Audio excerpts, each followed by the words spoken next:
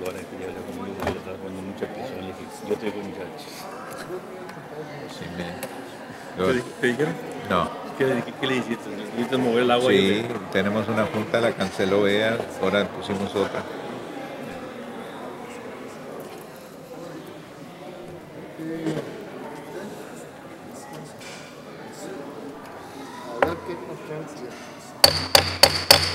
Good morning.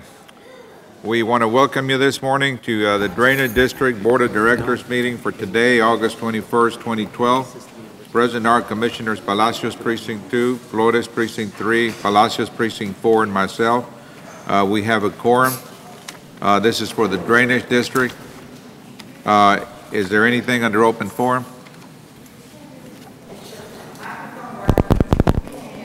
Microphone's not working, sir. It's on. Lights off. Somebody back Well, there. the light's on. Let me put it like Yeah. this. Is the City of Edinburgh, is the technician here? Monica. There's going to be a switch somewhere. Judge, I've got Monica over there. So go ahead and take care of that for you real quick. All right.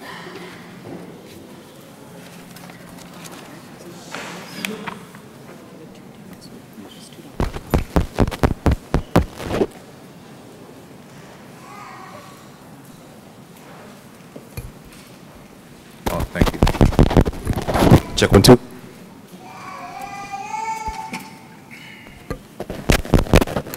Check 1, 2. Check 1, 2. There you go. Is that better? Still not working. No? Did you pay the rent back there?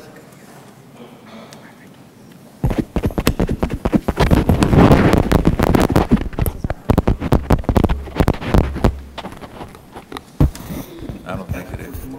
Did you pay the rent? Yes, Commissioner. Mine's always on. Well, I'll try to speak loud. Any matters involving our consent agenda? Judge, no concerns. Need a motion to approve? Second? Those in favor indicate by saying aye. Aye. Aye, motion carries. Not right. Item number 4.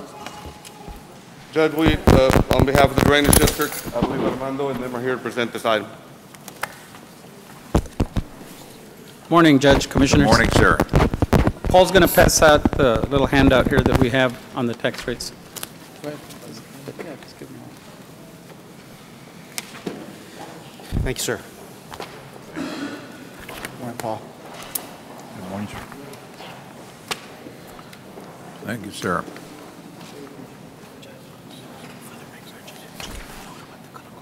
Yes, I did.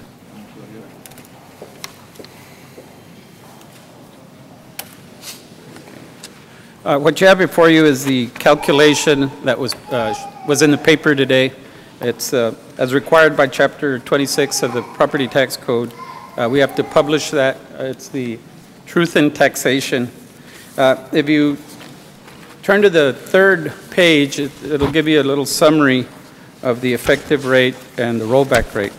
The effective rate is the rate that will bring the same amount of funds for last year, and the effective rate is 0.0728, okay? That's also a very important rate because if you adopt anything above the 0.0728, you will have to have 2 public hearings, publish 2 notice and have 2 public hearings before you vote on it. The rollback rate is 0.0769. Okay, that rate is important because if you adopt a rate higher than the 0.0769, you are subject to a rollback, which means that the constituents could circulate a petition and limit the increase to that amount. So at this point, you know, and the proposed rate, which we're going to discuss a little bit later, what I want to do is right now is go over the planning calendar because we're on a very tight schedule, and all of these items have to be met and, timely in order to adopt the tax rate, which is, and the deadline is September the 30th. Okay, so if you go down to August the 21st, this is the meeting of the governing body to discuss the tax rate. And it says there that if the proposed rate will exceed the rollback rate or the effective rate, whichever is lower, in this case, it's the effective rate, you have to record a vote and schedule the 2 public hearings. On the first public hearing would be on September the 4th. Of course, we published the notice on the 28th before that. And the second public hearing would be on September the 11th. And then you would adopt the rate on September the 25th. So, like I said, real important. This calendar is very important, especially if you're going to go with a rate that exceeds the effective rate. So at this point, what I'll do is I'll turn it over to Godfrey here, and he can discuss what rate he's looking to propose. Mr. Barrera, have you published the rates? What's that? Have you published the rates already? They're in today's paper. All right. And I'm submitting them to the court here today Okay. for the public record.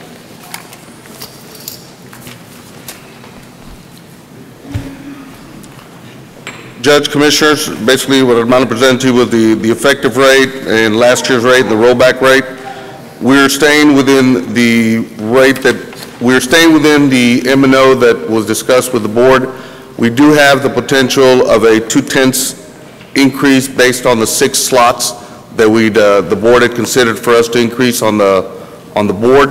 And if that goes into place, then we would have to have a rate for y'all to consider a .0750, which is 2/200 or 2/10 of an increase, which would be a recommendation of a 0750, which would give our M&O rate a 0454 instead of a 0432. Our INS rate stays the same of .0296. So this year's recommended tax rate is going to be what, the 7.0728? The effective rate for this year is .0728, and that would reduce our income by about $140,000. In order to meet the 6 additional slots, we would have to go up to 0750, which would be an increase of 0722 if we were to fund those additional 6 slots.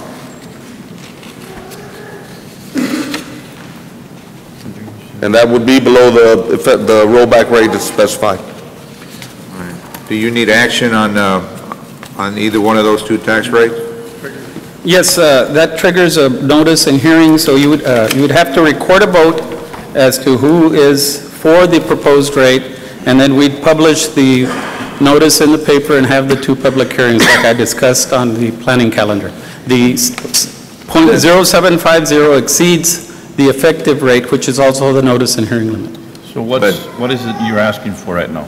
0. Well, Basically what Armando's asking, Commissioners, if we stay with the effective rate of 0728, which you would not have to make any public hearings or notices, or if we go with a .0750 rate, then we would have to post the advertisement.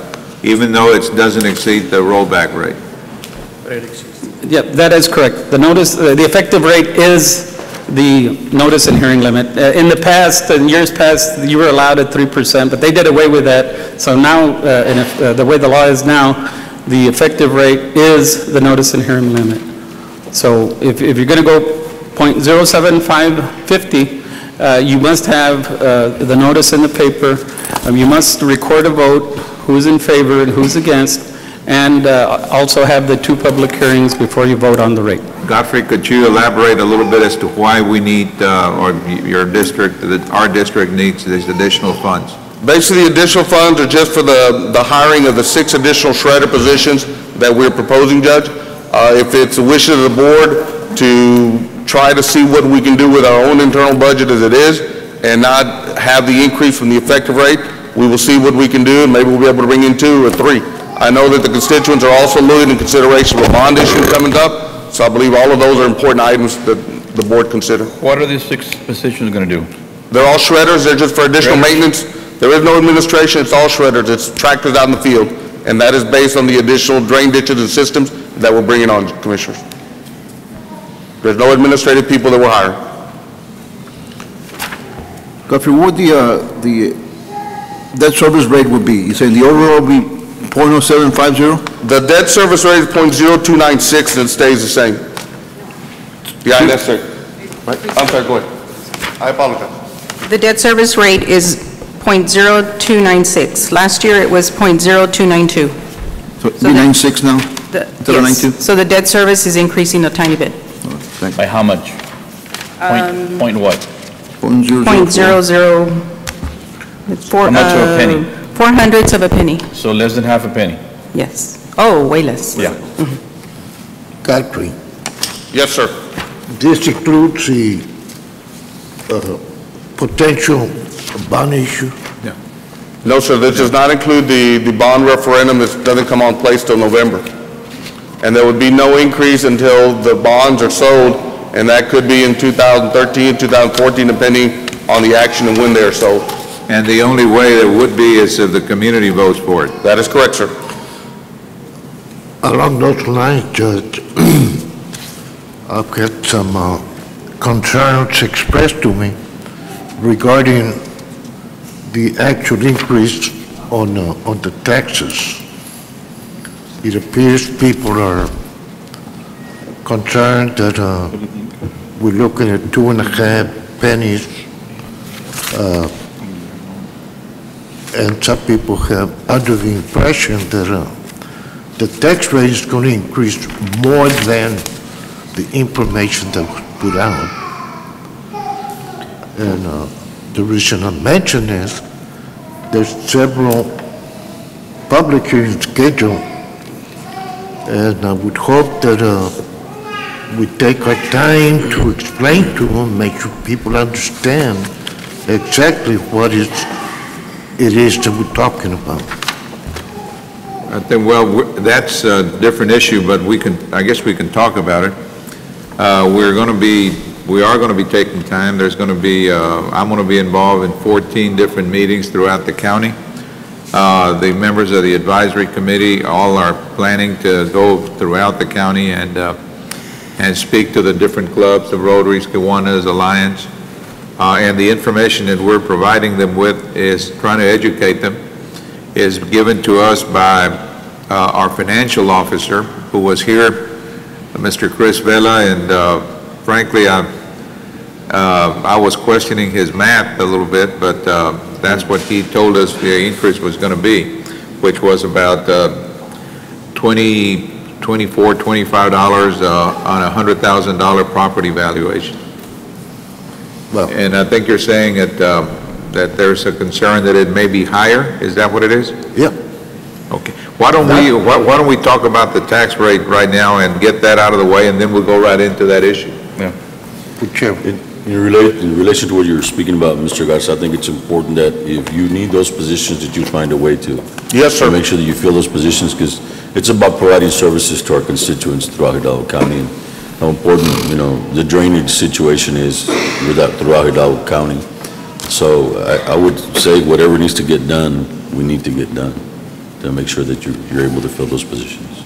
Yes, sir. And again, what we're looking for is the physical components of people working out in the field. Exactly. Not Labor increasing force. any administration. With this increase here, Godfrey, in dollars, how much would it generate more in taxes, dollar-wise? I think it's going to be like 600, how much? Below 500. Oh, go ahead. It'll be about 240 per tenth of a penny, so we're looking at 480,000 increase in revenues. Okay, and like the judge said, on the $100 home, how much will it $2. increase? $2?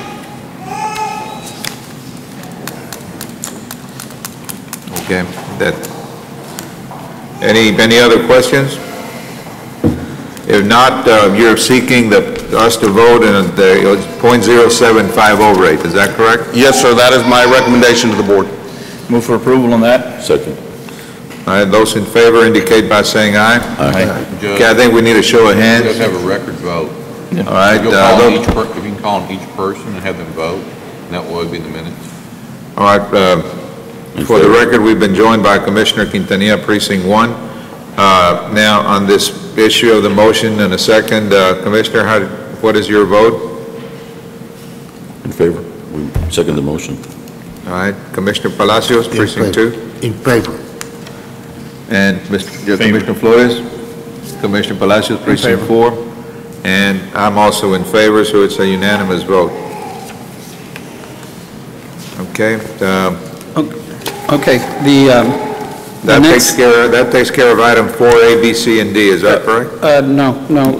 You still have to schedule 2 public hearings, and All right. and those are the dates that we had there on the, Is that what you said would occur on September the 4th and the 11th? September the 4th and September 11th. Schedule 2 public hearings on those 2 dates, and we'll put the necessary publications in. All right, make sure we get them on the agenda. Do you need action for that? Yes, we need action, setting the 2 public hearings, the date and the time. Those in favor indicate by saying aye. Aye. Aye, motion carries. With the 2 public hearings are September the 4th and September the 11th here at this same facility, beginning at, I'd say, what, 9 or 9:30, about it. What do you We'll think? find out before they might be using it. 9 o'clock, Judge. All right, 9 o'clock. And I'm sure we get permission to conduct it. It'll be quick meetings. Yeah. Okay. All right. Okay. Take care of it. Thank you very much. Thank you, gentlemen. Is there any other action on the other items? Armando. Yes. There was a question that was asked last week involving 65-year-olds. And what is the effect of a tax increase of property owners that are 65 and over? 65 have frozen, On their homestead. right, their homesteads are frozen. So In other words, there's no increase. No. Is that a yes? What's that? There will be no tax increase to any Not on homeowner persons that are over that's 65 or and over. disabled and qualify for their exemption and their tax freeze, we call it tax ceiling, All right, sir. unless they add to their house or things of that nature, you know. But if they have the same house in the both years, it will not go up. Thank you. Well, Okay, Godfrey, item 5.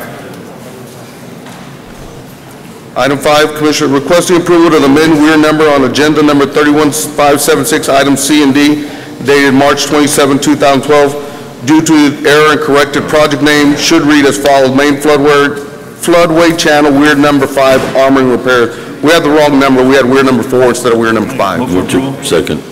Those in favor indicate by saying aye. Aye. Aye, motion carries. Anything under closed session? Not, I'm sorry, sir. I need to make a correction. I'm sorry, sir. Go ahead. I stand corrected on the statement that I just gave, Judge. The drainage district does not give an exemption, the county does. So it would, in the notice that we put in there, I believe the number that Laura came up with, I haven't computed it, it would be the $2 on a $100,000 house. Make sure The answer that I gave you pertains to the county taxes where they have the freeze. Thank you, sir. And the exemption. Okay. Thank you. Godfrey, that Yes, sir. that little brochure pamphlet that we've been spreading around does state that 65 and over, there will be no increase. We need to take that out.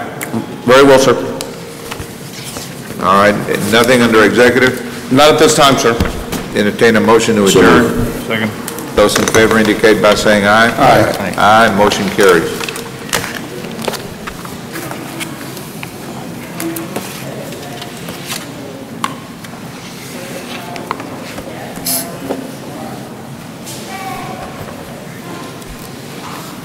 At this time, we would convene our regular Hidalgo County Commissioners Court meeting for today, August 21st, 2012. The entire court being present, we have a quorum.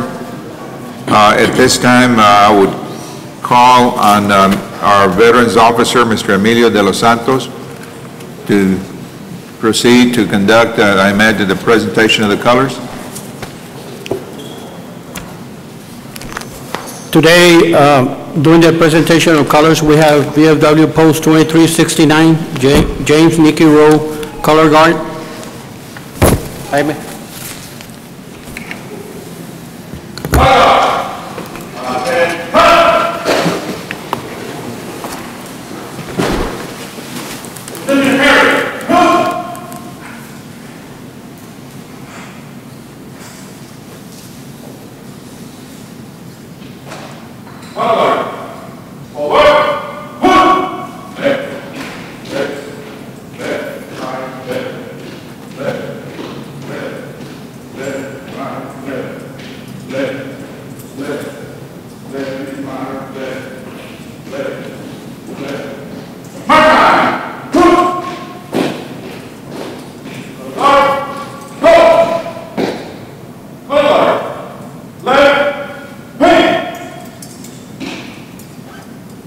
At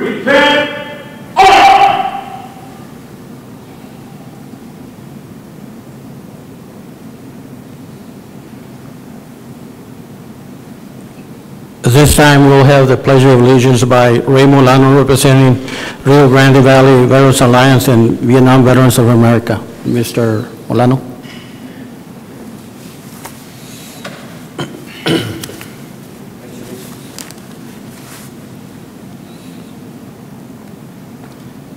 I pledge allegiance to the flag of the United States of America and to the republic for which it stands, one nation, under God, indivisible, with liberty and justice for all.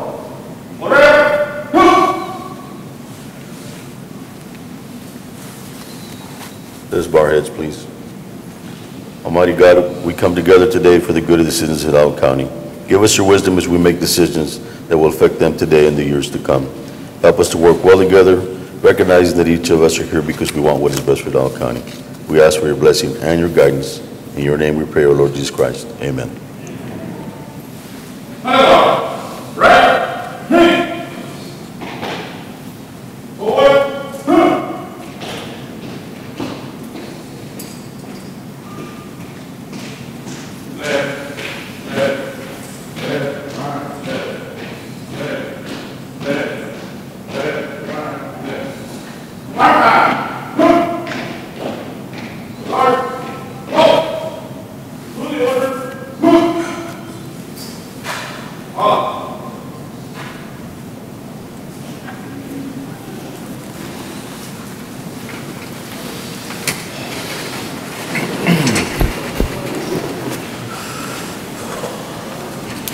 Thank you. At this time, we would move to items 6A and 6B. And under items 6A and 6B, we are honored with the presence of the families of United States Marine Sergeant Michael Anthony Salinas and United States Army Sergeant Salvador Hernandez, Jr.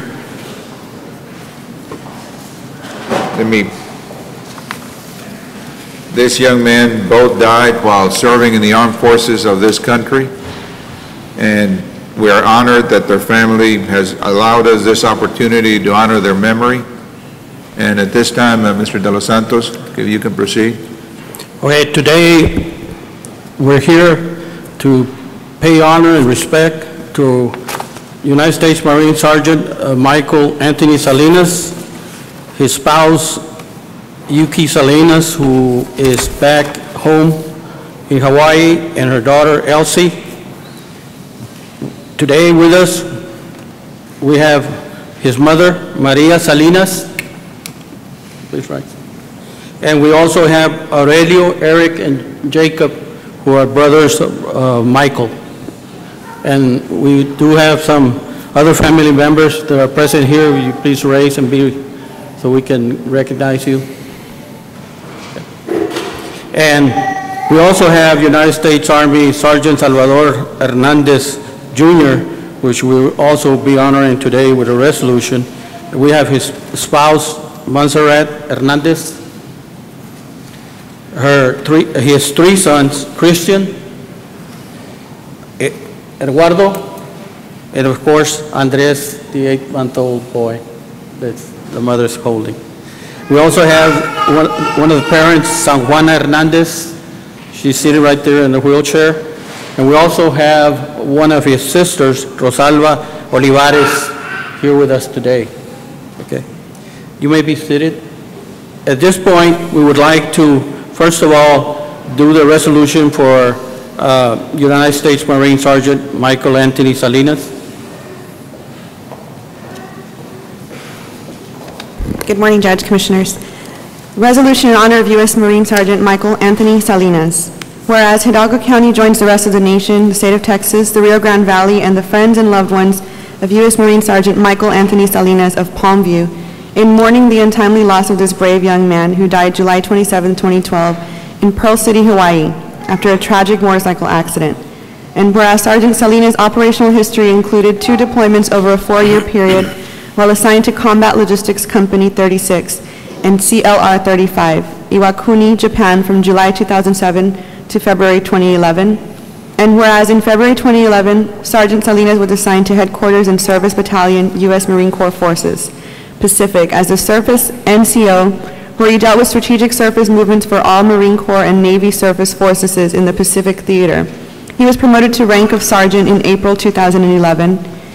And whereas his personal decorations include the Navy and Marine Corps Commendation Medal, the Joint Service Achievement Medal, the Navy and Marine Corps Achievement Medal, Joint Meritorious Unit Award, Meritorious Unit Commendation, the Good Conduct Medal, National Defense Medal, Global War on Terrorism Expeditionary Medal, Global War on Terrorism Medal, Korean Defense Service Medal, and Sea Service Deployment Ribbon with 2 stars in lieu of 3rd award.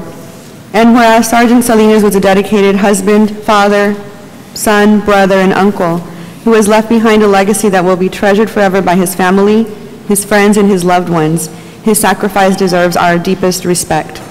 And whereas he is survived by his wife, Yuki Hiyama Salinas, 8-month-old daughter Elise, his mother Maria Salinas of Palmview, his 3 brothers, Aurelio, Eric, and Jacob Salinas, his niece Laisha and nephew Eric Christopher Jr., and whereas Sergeant Salinas was a young man of courage, strength, and compassion who gave unselfishly to others, and his patriotism, dedication to duty, and commitment to the United States of America. Now therefore be it resolved that the Hidalgo County Commissioners Court hereby recognizes and pays tribute to the life and legacy of this brave soul, and honors him and his family for his patriotic service and sacrifice, which will never be forgotten. Approve this 21st day of August 2012. Move for approval. Second. Those in favor indicate by saying aye. Aye. Aye, motion carries. We're going to do them one at a time, Emilio.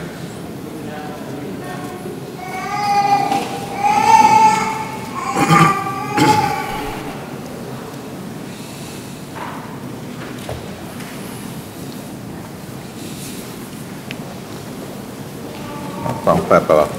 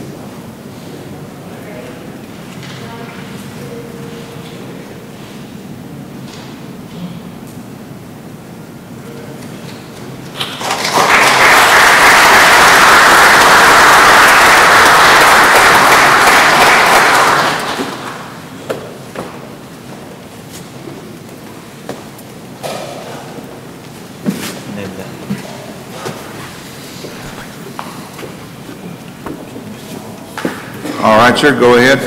Now we're going to do United States Army Sergeant Salvador Hernandez Jr.'s resolution. Whereas Hidalgo County joins the rest of the nation, the state of Texas, the Rio Grande Valley, and the friends and loved ones of U.S. Army Sergeant Salvador Hernandez Jr. of Edinburgh in mourning the untimely loss of this brave young man who died Saturday, July 28, 2012, in Camp Red Cloud, South Korea. And whereas his personal decorations include the Army Commendation Medal, Army Achievement Medal, Army Good Conduct Medal, National Defense Service Medal, Iraq Campaign Medal, Global War on Terrorism Service Medal, Korea Defense Service Medal, Army Non-Commissioned Officer Professional Development Ribbon, Army Service Ribbon, and the Overseas Service Ribbon. And whereas Sergeant Hernandez was a dedicated husband, father, son, and brother who has left behind a legacy that will be treasured forever by the family and friends and his loved ones. And whereas Sergeant Hernandez is survived by his wife, Montserrat Hernandez, and their children, Cristian, Eduardo, and Andres, his parents, Salvador Hernandez Sr. and San Juana Trevino, and his 3 siblings, Juan Jose Morales, Maria Alicia Hernandez, and Rosalba Olivares, brother-in-law Rufino Olivares Jr., mother-in-law Sonia Delgado, brother-in-law Robert Hernandez, sister-in-law Dulce Perez, and brother-in-law Tomas Perez. And whereas Sergeant Hernandez will forever be remembered as a young man filled with the courage, strength, and compassion to fulfill a mission of serving the United States of America, and his dedication and commitment will be forever remembered. Now therefore be it resolved that the Hidalgo County Commissioners Court hereby recognizes and pays tribute to the life and legacy of this brave soul and honors him and his family for his patriotic service and sacrifice to the United States of America, which will never be forgotten. Approve this 21st day of August 2012. So moved. Second. Those in favor indicate by saying aye. Aye. Aye, motion carries unanimously.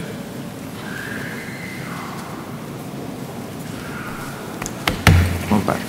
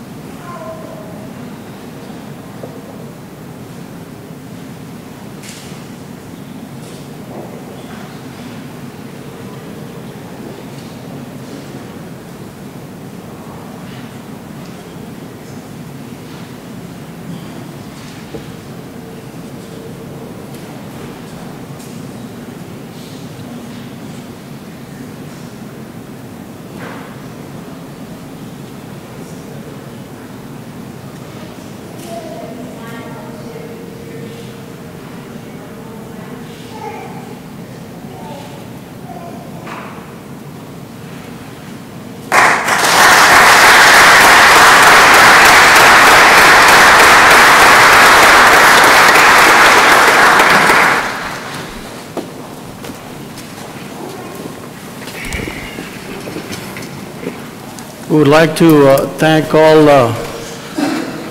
the veterans that are here in the audience that join us today, and as well as the general public. We would also especially like to recognize the casualty officers for the Marines, Marine Captain David Moran. Thank you for your service, and thank you for taking care and assisting the family in such hard times.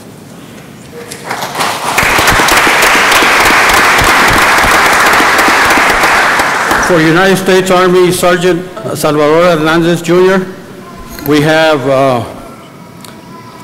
Army Master Sergeant Mario Rocha as a casualty officer.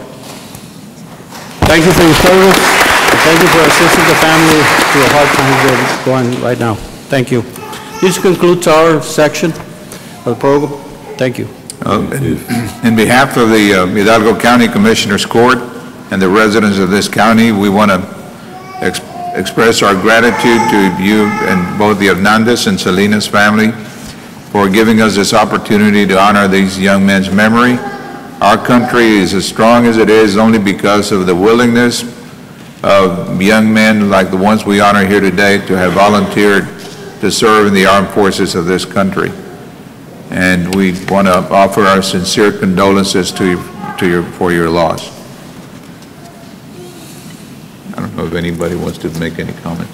I, for one, Judge, would like to express our sincere condolences to both families, to Hernandez and Salinas family. You know, it's times like this that we realize that there are young people, our soldiers that answer the call to duty, that are willing to pay the ultimate sacrifice so that we may live in liberty and freedom. And this we must never forget, because it is through wars like this, our soldiers, our brave men and women that answer this call to duty, that we're able to live the way we do today.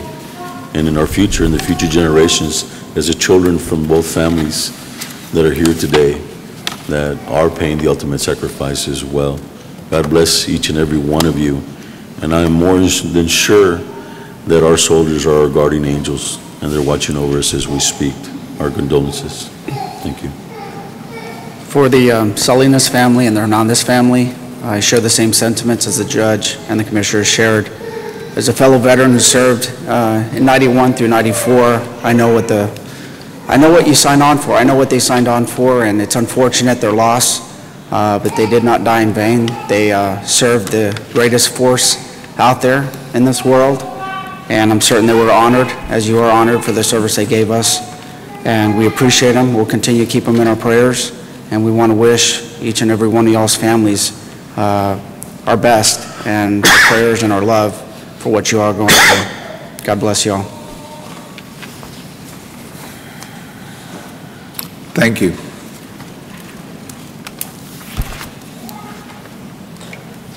Our next item is item number 5.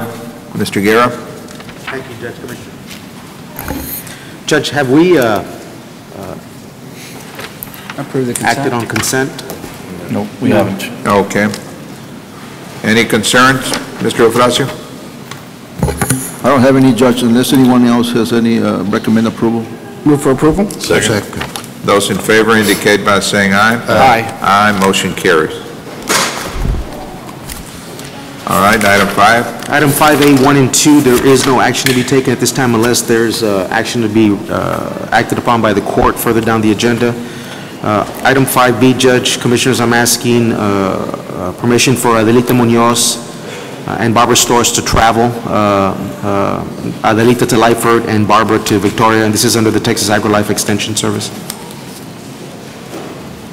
Move for approval. Second.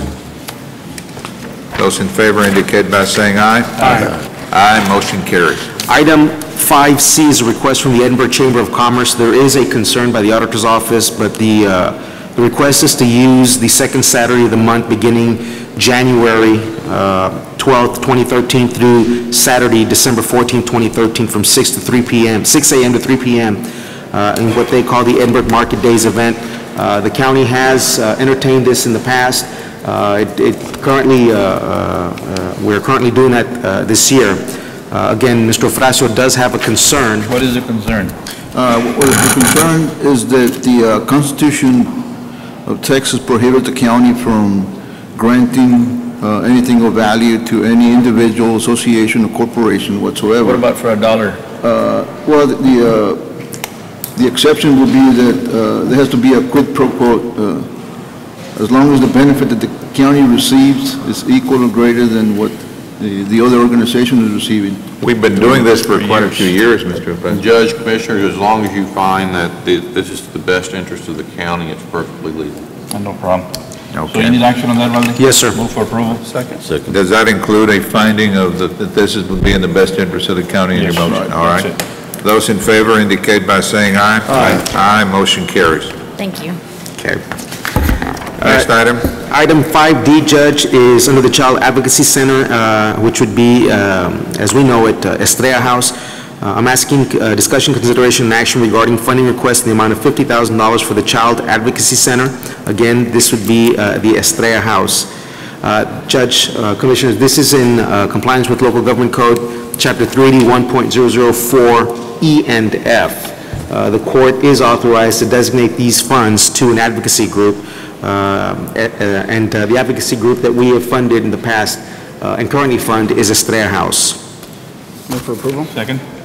Those in favor indicate by saying aye. Aye. Aye, motion carries. Item 2 would be the consideration and action on the declaration of support to the Child Advocacy Center, again, Estrella House. Move for approval? Second. Those in favor indicate by saying aye. Aye.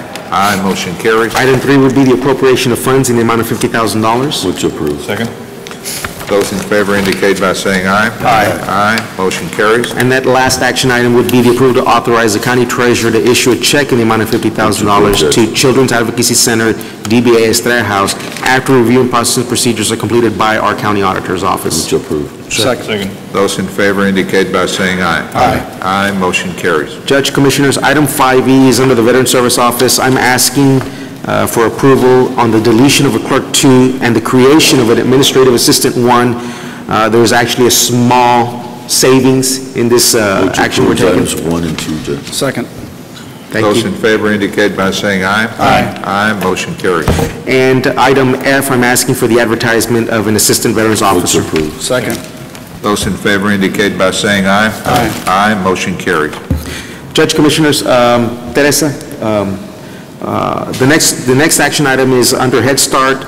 This is discussion and acknowledgement of receipt of decisions made by the granting office in connection with audit findings report for the period of January 2009 through December 31st, 2009, as prepared by Burton, Montgomery, and Cortez, with authority for the executive officer to sign the document. Do you want to go ahead and explain the two audit Yes. findings and the requirement under the ARA funds?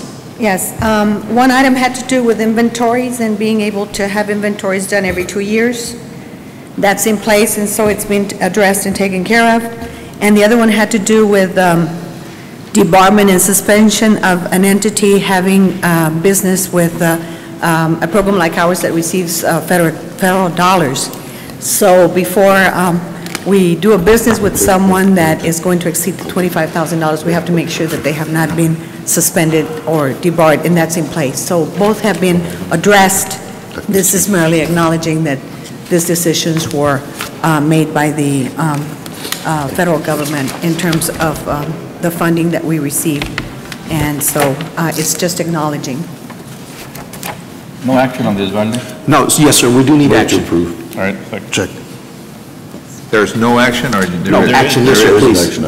Second. All right, we have a motion and a second. Those in favor indicate by saying aye. Aye. Aye, motion carries. Thank you, Judge, Commissioners.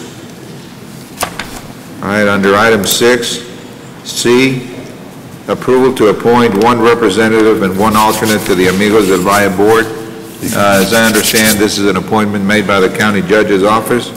Currently, our representative is Mr. Commissioner Tito Palacios. And how long have you been there, Commissioner? I don't know. I don't recall. But I would like to continue serving. that's what I was going to ask you, if you still desire to serve. You know, we'd be very happy to appoint you as our representative. Okay, it's my motion to appoint Tito Palacios. Second. And do we have an alternate? The alternate is Raul Silguero, Judge. Raul Silguero is the alternate. Is that part of the motion, Yes, gentlemen? Commissioner Palacios, And Raul Silguero. you want to be the alternate? Those in favor indicate by saying aye. Aye. Aye, motion carries. Item D, Good morning, Judge, Commissioners. Under item D, it's discussion, consideration, and approval of the 2012 Texas Conference of Urban Counties annual dues in the amount of $20,045, and with authority for the county treasurer to issue check after review and auditing procedures are completed by the county auditor.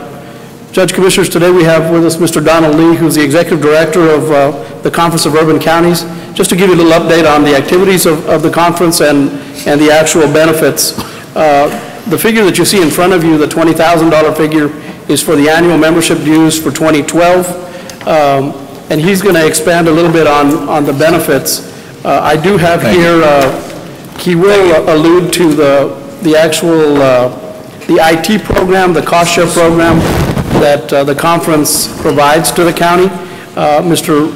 Renan Ramirez, our IT director, has sent an email just urging us to approve this membership due simply because of the fact that there is so much cost saving involved in this particular program. But Mr. Lee will talk a little bit about... can you give us an example of what we have already saved by being members in the past? Yes, sir, we can do that. Can you tell us, please, kind of speak a little louder into that microphone? Yes, sir. Thank you very much. My name, sir, is Donald Lee. I am your executive director at your Texas Conference of Urban Counties, and I appreciate the opportunity to be with you this morning to very quickly give you an overview of the activities of your association and to review the values and savings that you get from that association. First and foremost, to respond to your question, Judge, Hidalgo County is participating in the Urban Counties Tech Share program, where you collectively and collaboratively with 15 other counties purchase your court software from Tyler Technologies. That's through an enterprise license agreement that was awarded through an RFP conducted by 14 counties through the association. So far, Texas counties have spent $100 million with Tyler on implementing this system, but would have spent $150 million if they had all done it alone. Your county alone has saved $500,000 by buying this software that you've installed so far through the urban counties. And when you go live and go to implementing your criminal courts next, which is the next phase of your project, you will see those savings again. So your savings will go over $1 million by working collaboratively with other counties. TechShare is just one of the things that the association does.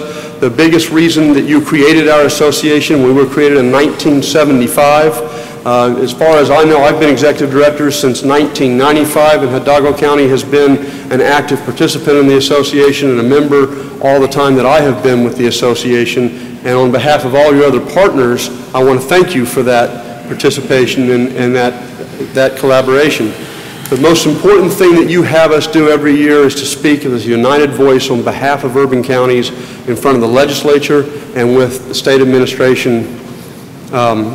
We are very proud of the fact that we have become an effective voice for county government, and especially county government in urban areas, in front of the legislature. We can count over 150 pieces of legislation last year that we were asked to work on and that we did work on and had an impact on, some of which were rewritten to fit the input of urban county officials, some of which were reconsidered by the legislature because of the input of the urban counties, and some of which were moved on through the process because they would be helpful to you. So we're very proud of that effort.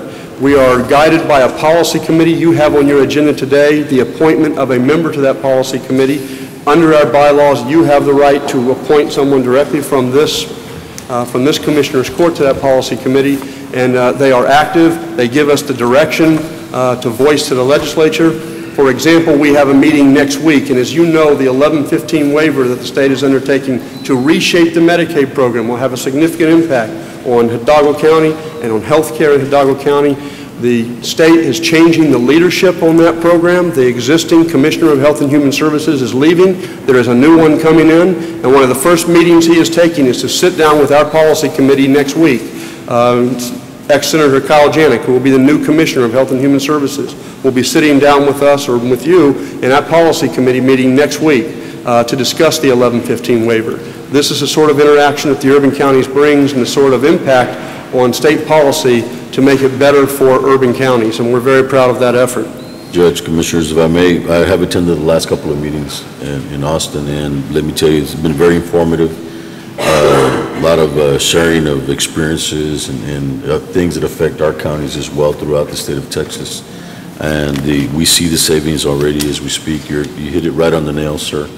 And I'm definitely in support of going ahead and renewing our membership with the Conference of Urban Counties.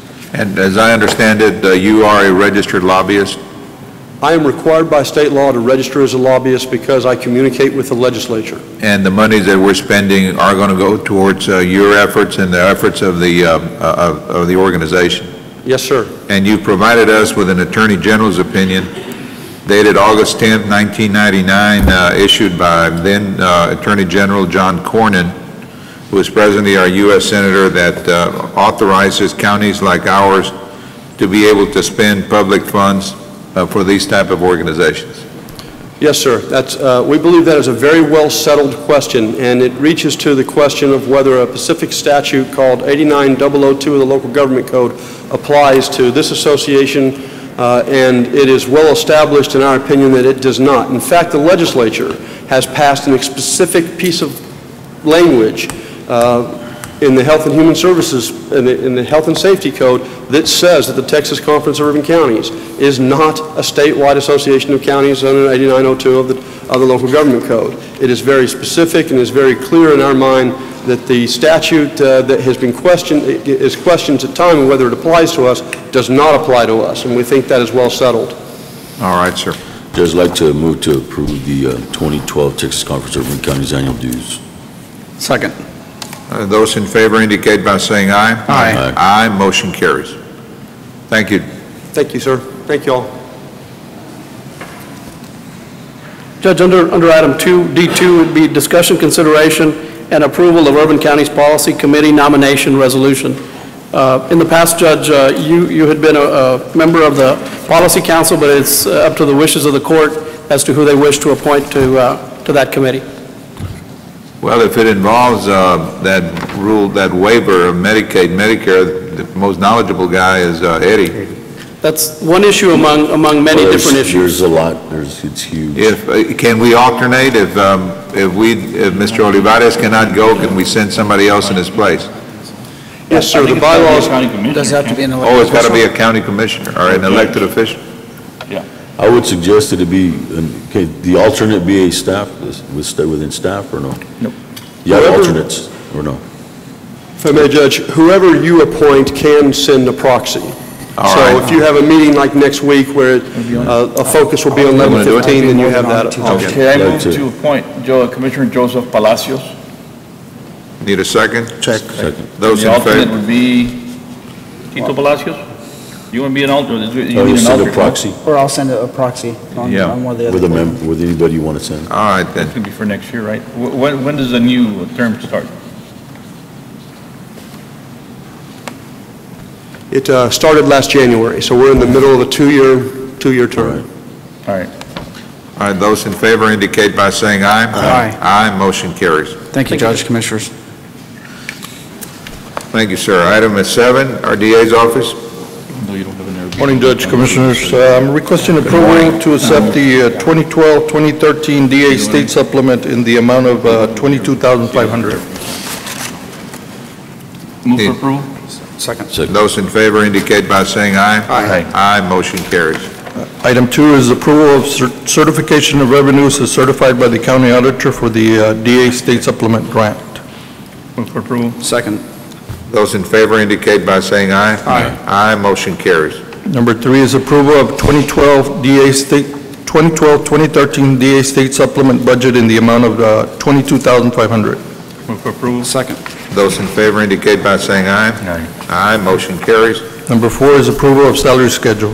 Move for approval. Second? Those in favor indicate by saying aye. Aye. Aye, motion carries. 7B is approval of 2012 appropriation of funds in the amount of $50,000 for the DA U.S. Justice Fund for various operating expenditures. Move for approval? Second. Those in favor indicate by saying aye. Aye. Aye, motion carries. Thank you. Thank you, sir. Item 8, our Sheriff's Office. Morning, Judge, Commissioners. Good morning. Judge, on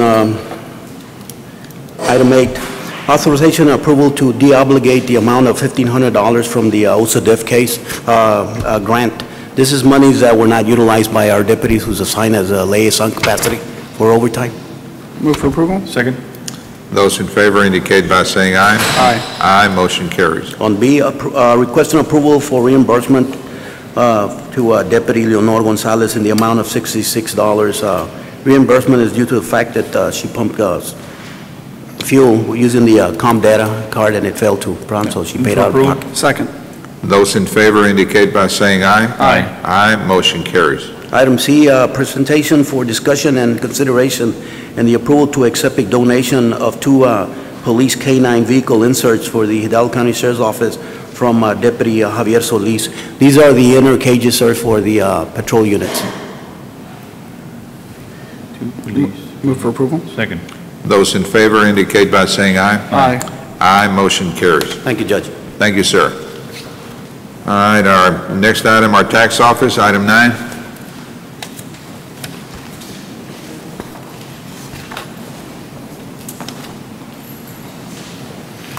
Morning, Judge, Commissioners.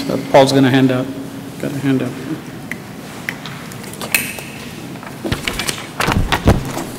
Make room. My assistant, or do I have an assistant I don't know about, or? Okay. Okay, as required by the property tax code, we have to, every year we have to calculate what we call the effective and the rollback rates. Okay, the first page of the handout, the first couple of pages of the handout are the actual calculation as it'll appear in the newspaper. If you go to the third page, that's the summary of the effective rate.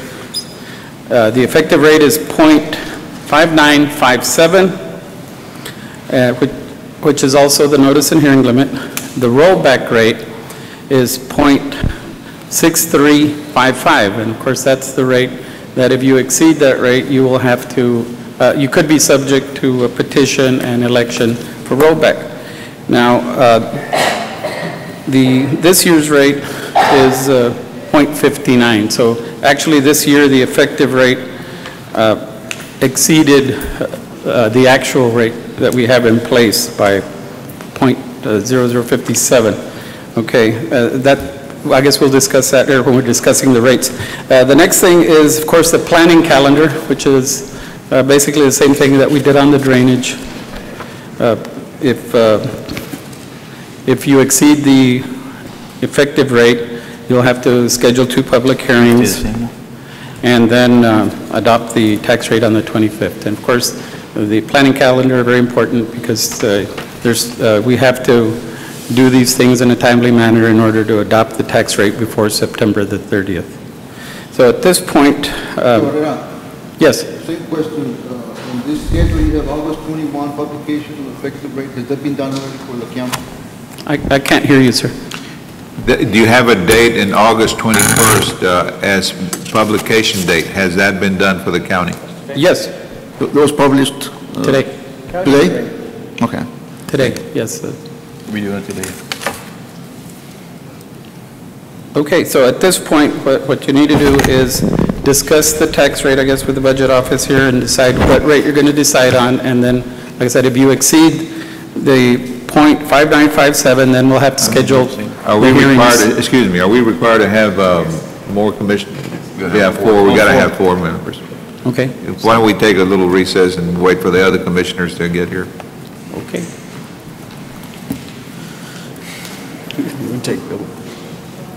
The reason we're recessing is the law requires that there be 4 members of the court when they're voting on tax rates.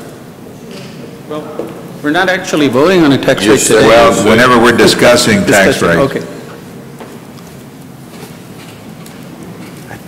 Judge, I'll fill in with what I had to say. Why don't you, that way everybody can hear you that needs to hear you, Virginia.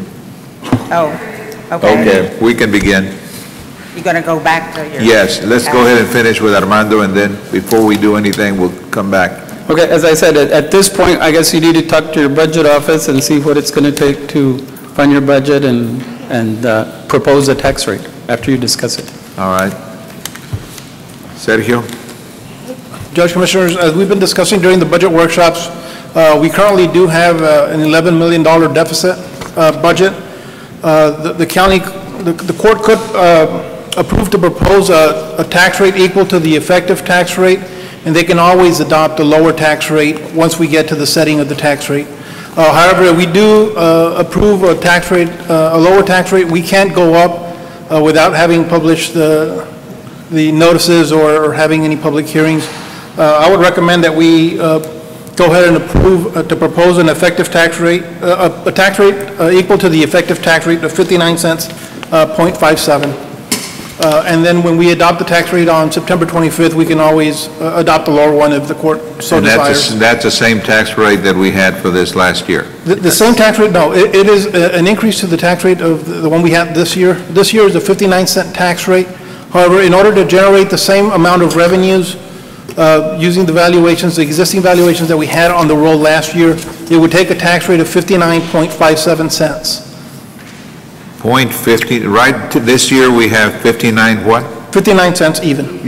And this proposed one is what? The effective tax rate would be 59.57 cents. Almost a half a per penny 100. more, right? Just a little bit over half a penny more. Half a penny, yeah. The court could always adopt the 59 cents if it so chooses. However, if we choose a lower tax rate right now, And once we go reason through the is- budget deliberations and all of that, the court won't be able to go up. How much money was generated by the 0.57? 1.4 million. It's a little dented to the projected deficit. So actually, we lost in values over $1 million last year? Yes, we lost over $200 million in oil and gas values, and we lost over $200 million in commercial real estate, real property values. And the growth is zero? There was some growth. We had growth in existing home values and new construction of homes. All right, let's hear from Ms. Townsend before we do anything else. Good morning. Morning. Thank you, Judge. Yes, I'm going to talk about something that I think has been injustice for a while with taxes. Who pays the most taxes in our county? McAllen.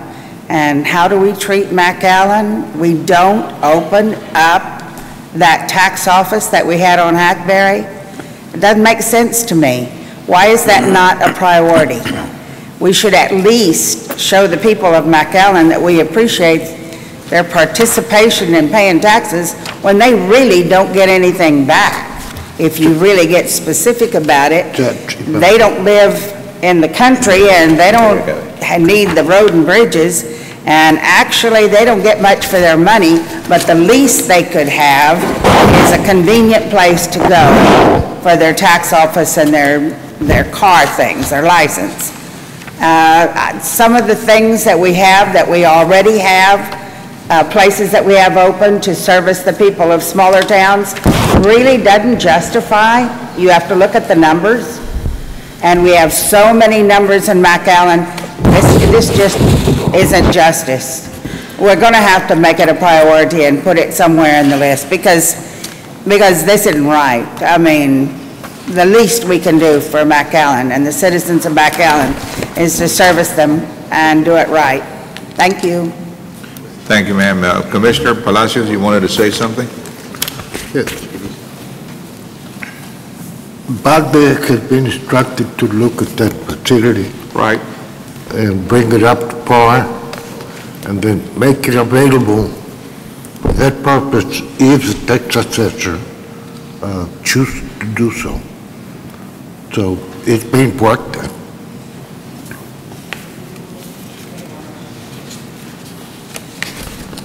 So basically, Mr. Cruz, the increase would basically, it would be solely to go ahead and be able to stay where we're at present time. Correct. To generate the same amount Which we is got half a last penny. year. Right. Half a penny. Right. And that doesn't mean we have to do it. It doesn't mean you have to do it, but it at least gives you the option. I mean, once we look at numbers, if we're going to open the McAllen substation, we can look at the costs associated with that. This could certainly help to offset those If we're going to costs. approve this, they've been short 11 million, we'll be short 13 million. We'll be short 10 million. Well, you said 11. We're 11, but yes, if we don't approve this, then yes. Well, You gotta add it. the deficit will be the same. No, we won't be short any more. We've used the numbers based on what the values are. Our projections are based on a 59-cent tax rate. So if we don't adopt it, we would still be short the 11. But if we do, we would certainly. If we approve this, then it'll be, instead of 11, it'll be 9 million. Yes. So are you recommending that today we act on 5957 or 59? I'm recommending that today we act on 5957. That would require us to set those two public hearings. No, we'd still be within the effective rate, and I'll let Mr. Barrera speak on that, but I believe that will not require us to do any of the public hearings. And that will increase taxes on a $100,000 home maybe by $250? By about $5.07. $5.70. What are you doing now to address $11 million? We're looking at, again, we implemented the fines and fees project, which hope to get the scofflaw program, which Mr. Barrera is a vital part of it. We hope to get that kicked off by October 1st. We're also working on the sanitation project, privatizing sanitation, trying to eliminate those costs. And we do have an item on the workshop today to speak on that and give the court a status update on that. So we're looking at all of that. So we're going to do a 59.56. When are we going to vote on the tax rate? When is it? September 25th. All right. So right now, you're asking us to go for 59.57, 59.57. The notice and hearing limit, they would not have to have publishing? Yes, if you adopt the tax rate of .5957, there would be no requirement for notices or hearings. Okay. Anything above that, then, you have to vote like we did on the drainage. 59.57. It is just the proposed rate. Right? Yeah. There's a proposed rate. It's a proposed rate, yes. For discussion, by no means are we in any way voting to increase the tax rate by that .57. Well, you'll decide that on September the 25th. All right. This just gives us that option. Yes. One of my concerns, basically you're bringing this forward to be able to sustain where we're at. But I think one of our focuses should be, how are we going to improve services and how are we going to get there? And I understand what we're doing now, we definitely need to do this to be able to go into further discussions, but I think that should be a major concern, Mr. Cruz. Yes, sir. Of where we're headed. Well, from my position, I think we need to look at not increasing it whenever we do vote on it in September.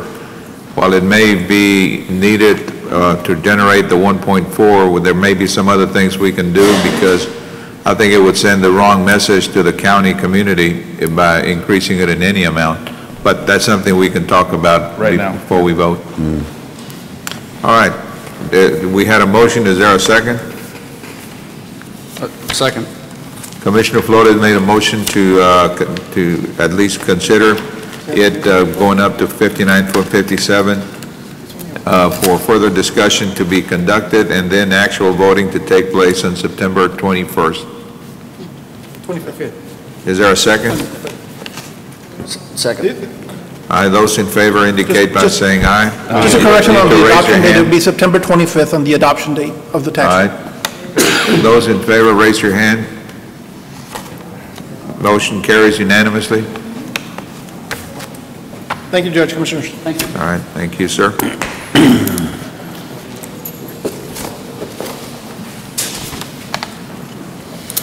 All right, item 10, our Health Department.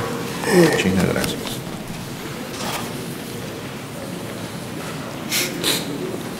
Good morning, Judge Commissioners. On item A, there is no discussion on that item, sir, unless anyone has any questions.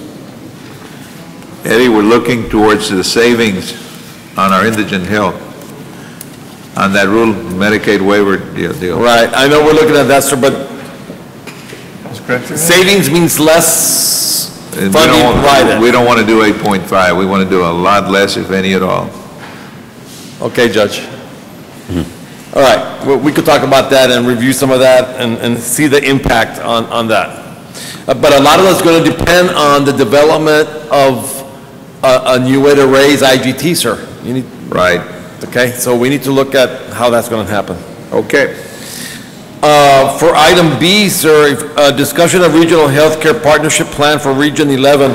There's been some date changes involving our regional health plan. The actual presentation for counties and municipalities and subject to legal review is from September 15th through October 1st. The original deadline was pretty much at the end of this month, at the end of this week, so they extended it a couple of more weeks. And then the submission goal to Health and Human Services Commission in Washington for the regional plan is October the 1st. And acceptance and comments and feedback from Health and Human Services Commission October 15th. And the deadline for submission to Medicaid in Washington will be October 31st. I just want to give those dates out real quick so we could have those there. And we also have a copy of the Cameron County resolution that was passed on sweeping the money just like Hidalgo County did. We're going to put both resolutions together and send those to HHSC so we could give ourselves some more time to develop that the conceptual model we were just been discussing on how to raise IGT for that. So I just wanted to bring that review up to date. Do you have any questions or concerns in regards to that, Judge, Commissioners? Okay. Region 5 is still going to be 4 counties? Yes, our Region 5 is Hidalgo County, Cameron County, Willacy County Hospital District, and Starr County Hospital District. Their counties, Willacy and Cameron, have actually, they give their monies over straight to the hospital districts. All right. Any other questions on 1115 or the regional health plan?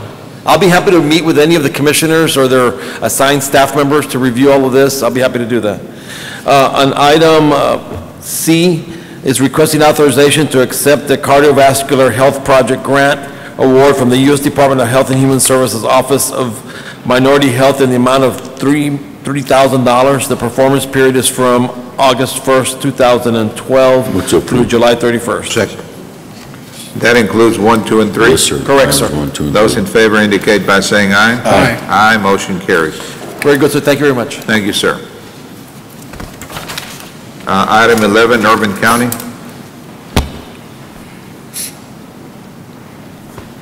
Good morning, Judge, Commissioners. We have one item on the agenda today, and it is in regards to the CDBG Disaster Recovery Program. We are requesting the award of bids and approval of contracts for the demolition and reconstruction of 2 units in the county-wide area. These are the final 2 units that we will be constructing with the $2 million provided in round 1.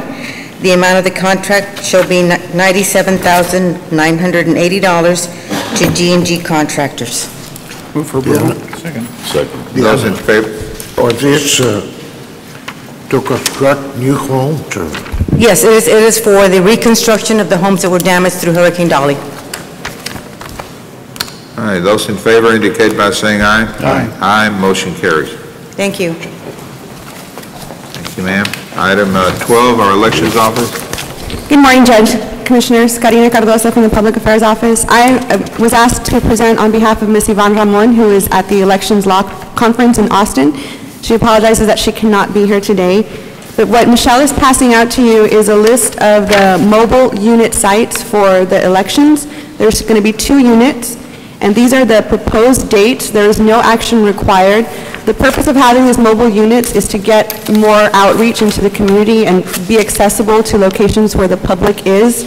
They're unable to attend one of our regular locations. These mobile units will they are vehicles with the equipment, and so they're going to drive to the location where they're at, and the staff will unload all of the machines and everything, and they'll have the actual voting site there. Now, one thing that she wanted to bring up was that some of them are for full days, some of them for half days. Once again, these locations are just submitted to you for draft, and there's actually 2 locations on November 1st that are open, and she is willing to take suggestions if you can think of anyone for both Mobile Unit 1 and Mobile Unit 2 on November 1st, Thursday, November 1st. Neither of them have a location set.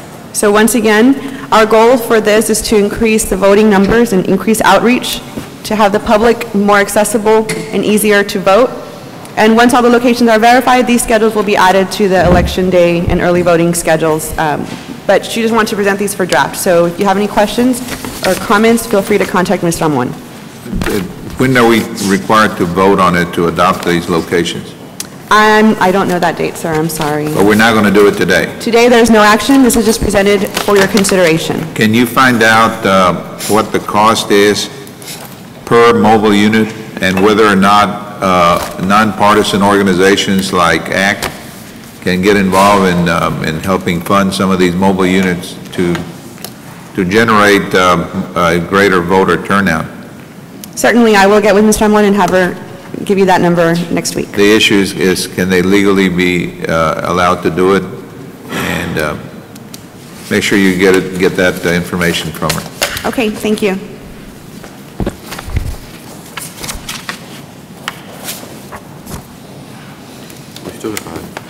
Right. Judge, if I may, there's still items 12B and 12C.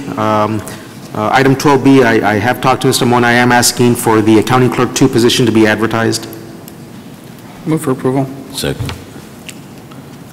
All right. Those in favor indicate by saying aye. Aye. Aye. Motion carries. Item C, with respect to current and projected needs, I am recommending that we delete a vacant elections project coordinator and create a GIS operator 3. There are subsequent action items, the transfer, the revised salary schedule, and then an advertisement, a request to advertise if the court takes action on that GIS operator 3. And you've looked at it to make sure that it complies with where we're headed? Yes, sir. On this pay grades and... Yes, and I have also discussed this on the other side of the coin with the IT department as well with Mr. Ramirez. All right. And you're recommending... I am recommending that we do this, yes, sir. Items 1, 2, 3, and 4. Thank you. Yes. Okay. I think there's a motion and a second. Motion. Need a second. Those in favor indicate by saying aye. Aye. Aye. Motion carries. Item 13, our Head Start program. Yes, item A, request approval of application and certificate for payment number 1 in the amount of $96,089.24 submitted by Alpha Building Corporation awarded JOC through HCDE Choice Facility Partners pursuant to action taken by Commissioners Court on 7/10/12 for proposed roof repairs of the Palmview 3 Head Start Center and as certified by Project Engineering, Ojosa Engineering Incorporated. Move to approve. Second. Those in favor indicate by saying aye. Aye. Aye. Motion carries. Letter B is discussion and approval of the child abuse and neglect policy. There's revisions to these policies with more detail on training, required training of 1 hour for staff, and also required training for parents. Move to approve. Second. Those in favor indicate by saying aye. Aye. Aye, motion carries. Item C, discussion approval of bid award and contract to lowest bidder meeting all specifications for bid number 2012-019-0531, air conditioning, maintenance, and repair. What facility is this for, ma'am? Pardon? What facility is this for? It's countywide facilities? Yes, sir. Okay, move to approve. Second. Those in favor indicate by saying aye. Aye. Aye, motion carries. Item D, discussion approval of Hidalgo County Head Start Program to exercise option to extend for an additional one-year term the contract for services for plumbing, maintenance, and repairs with Mike's Plumbing and Electrical Incorporated. And It's again, also this is countywide. Move to Yes. approve. Second. Those in favor indicate by saying aye. Aye. Aye, motion carries. Letter E, discussion approval to extend interlocal agreement with the South Texas Cooperative through Region 1 Education Service Center for the purpose of purchasing all food commodities, uniforms, supplies, and services. Move to approve. Second. Those in favor indicate by saying aye. Aye. Aye, motion carries. That's it. Thank you very Mrs. much. Flores, Yes, sir. I just want to commend you for doing a great job and actually preparing for the new school year. Despite all the issues you had throughout your program, you were able to coordinate and get everything going, so I commend you for that. Thank you very much. I have a lot of help from staff. Thank you. Thank you, Teresa. Item 14, a right-of-way. Yes, Judge, Joe Pang of the Right-of-Way Department. Item 14A, authorization to accept donation right-of-way deed from Desarrollo del Rancho La Gloria on FM 681. This is the area where they're building a new landfill, and this is the required right-of-way that they need to give up on 681, which is a state highway, but we do the accepting. Move to approve. Second. Who's building the landfill? Is this for the county, the new county landfill? No, this is a private landfill in the Macoca area. Where is it located? It's on 681, before, as you're going toward, you pass Moorfield, right Okay. around that area there. All right, we have a motion and a second. Those in favor indicate by saying aye. Aye. Aye. Aye, motion carries. Item B is consideration and approval to purchase a certain tract of land also known as Parcel 8 for the South McCall Road project. Move for approval? Second. Those in favor indicate by saying aye. Aye. Aye, motion carries. Thank you. Item 15, Colonia Program. Good morning, Commissioner, Judge. The item I have is a request to approve a round 3 funding agreement for Border Colonia's program, amendment number 7. The amendment will extend the contract period to August the 28th, 2013, and the completion of construction by August of 2014. Move to approve. Second. Those in favor indicate by saying aye. Aye. Aye, motion carries. Thank you.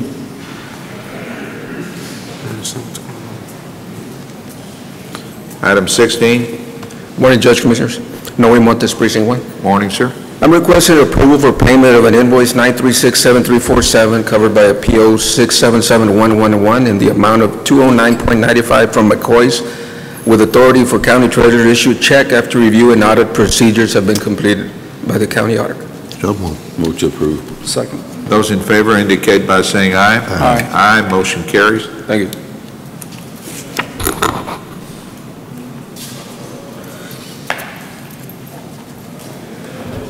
Morning, Judge.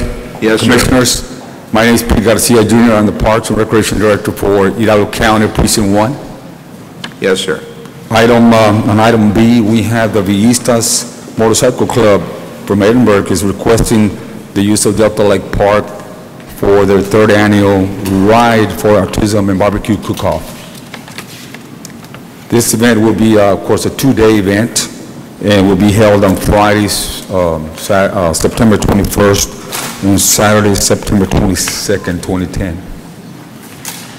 This morning, Judge, Commissioners, we have Mr. Ray Partida, President of the Villista Motorcycle Club, and we also have Ms. Melissa Perez, the event coordinator. They will provide additional information on this special event.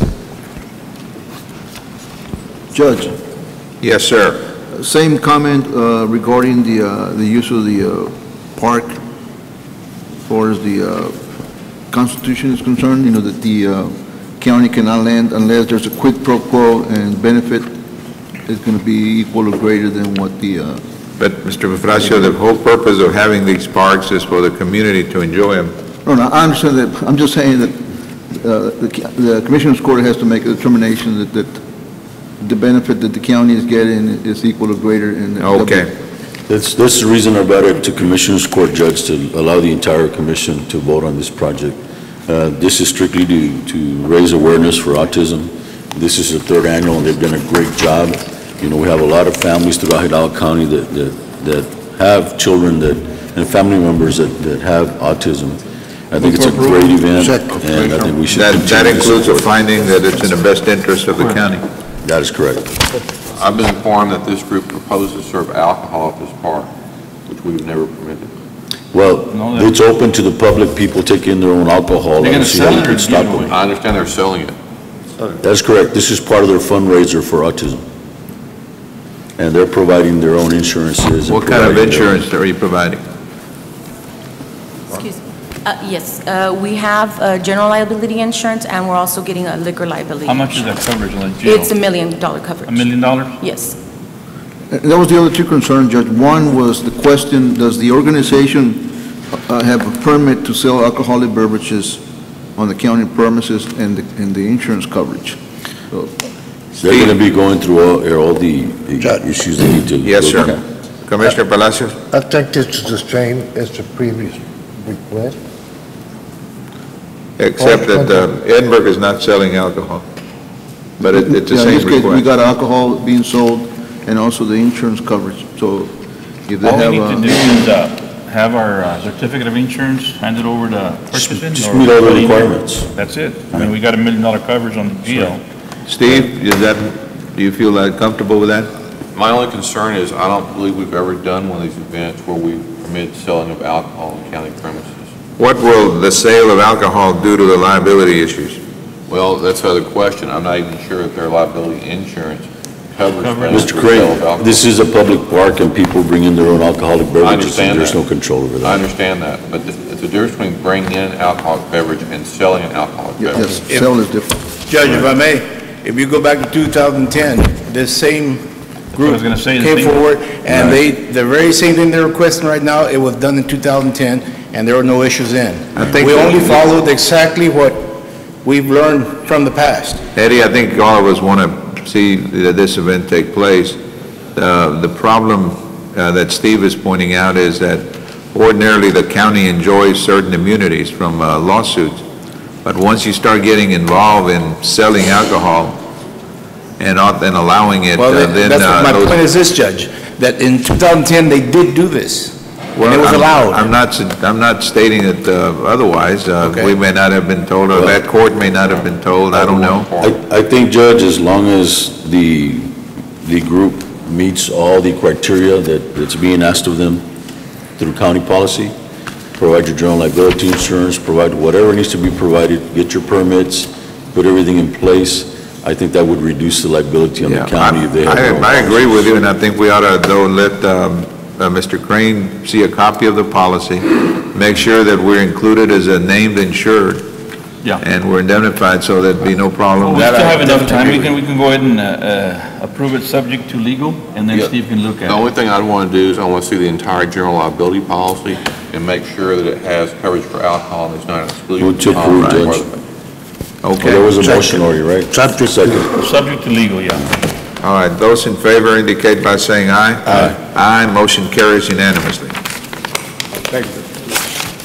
And good luck in your event. It appears to be a very worthwhile cause, and we hope you succeed. And Commissioners, they are taking contributions for the autism event, if you all care to assist them.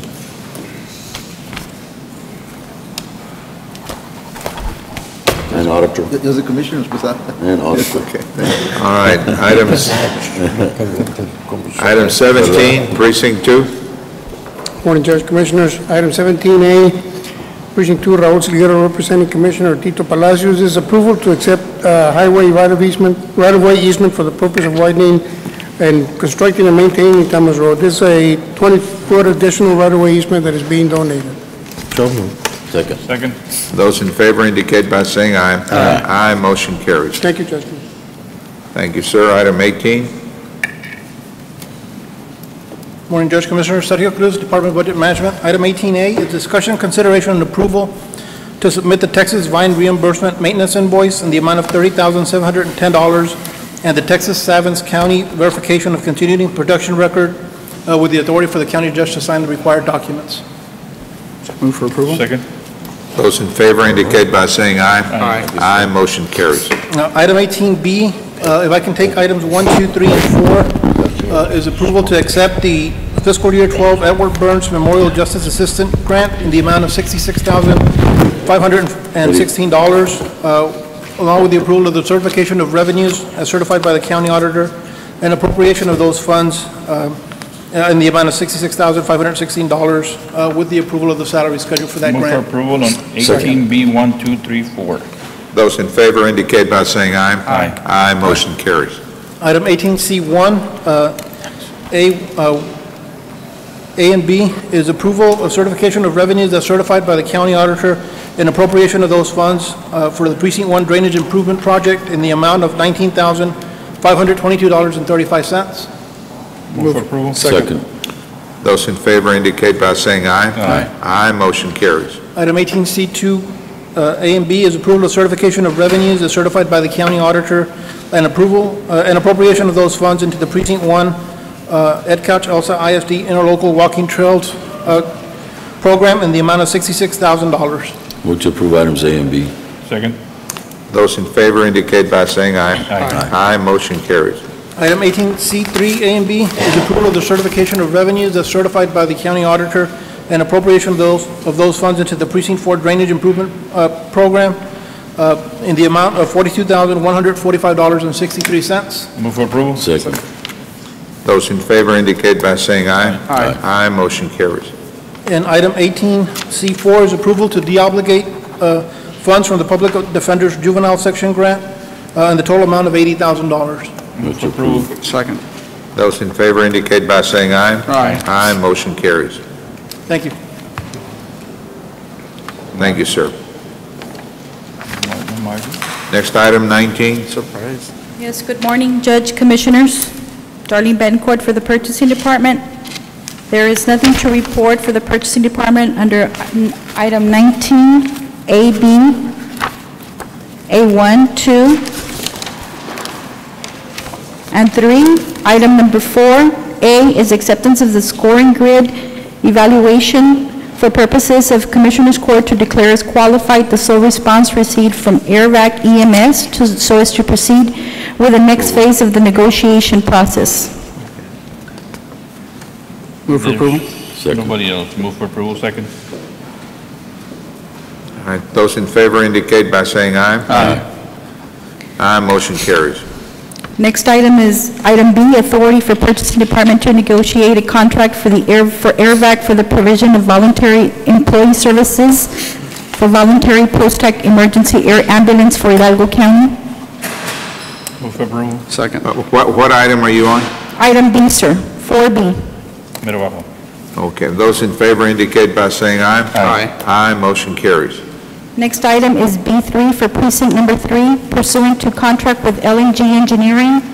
Request for approval by engineer to permit the subcontracting of ACI Environmental Consultants and Ambiotech Group in connection with work authorization 1 for the environmental study for precinct 3 Old Administration Building. Move for approval. Second. Those in favor indicate by saying aye. Aye. Aye. Motion carries. Thank you. Next item is number 2 for precinct 3 as well. There's invoices A, B, C, D, and E. Would you like me to read all the invoice numbers off? Well, for the record. Okay. Item A, invoice number 11324222 in the amount of $42,770 for La Homa Road with LNG Consulting Engineers. Contract number C11-312-0207. Cover all of them. All of them, yeah. Invoice number, item B is invoice number 1132 4216 for $39,963.31 for FM 681 through FM 2221 to State Highway 107. Item C is invoice number 113-24217 in the amount of $15,889.24 for FM 681 through FM 2221, FM 492, FM 681 to FM 364. Item D is invoice number 1132-4219 in the amount of $4,421.46 for mile 2. And item E is invoice number 1132-4215 in the amount of $5,441.27 for mile 2 North Inspiration to Moorfield Road. Move for approval of A, B, C, D, and E. Those in favor indicate by saying aye. Aye. Aye, motion carries. Judge, Yes. I have a question for legal counsel regarding item B1, the one that was just approved previous to this item. The one with LNG? With LNG. The statute requires that the county select the best qualified vendor. Right. And the county did select and awarded a contract to LNG Engineering as the best qualified vendor to be able to do the services. But they're subbing to someone else, and my question is for legal, would they be compliant with statute requirements? In other words, LNG got the job and they want somebody else to do it? It's only for the tile, it's only for the, Mingo, what is it for? Get up here. It's a couple of tiles that got asbestos on it. It's not a big job. Okay. So would it be proper, Steve, to select a vendor? They can either approve the contract now with LNG and bring back an action item to approve the subcontract. Yeah. Which is what we did. Well, yeah, Those you've already done, so all you're doing is condensing it into one action item. So we're in compliance, in other words, Contract has already legally. been approved. Yeah. The contract had already been approved? Oh, so the contract's already been approved before? Yeah. And now LNG wants to subcontract part of the work to ACI. No, this is on that old administration building, yeah. There is some asbestos there that specialized that needs to be. Yeah, for couple of tiles. The sub-consultant to come in. The consultant that was selected is more than qualified to perform the services. They're going to do some of the bore drilling and some of the evaluations. Right. But the sub-consultants are specialties that they needed to be assigned, so there are only a few that can do that type of work. And actually, it has to be done that way. It has to be specially licensed, and our contract does provide So your answer is yes, Counsel. contract, they have to come in and ask for approval to do that. All right. But no, the question is, again, the statute says that the county must select the best qualified vendor. They've already done that by And they selecting selected an engineering firm, but by subbing to someone else, would there be compliance? They're only subbing a small portion of the work because they're not licensed to do it. They're not going to drill any You have to holes be or anything. specially licensed to do this work. Okay, Right. thank you. Okay. Item C, precinct 4. Item C41 for Precinct 4 is requesting exemption from competitive bidding requirements under the Texas Local Government Code for professional services.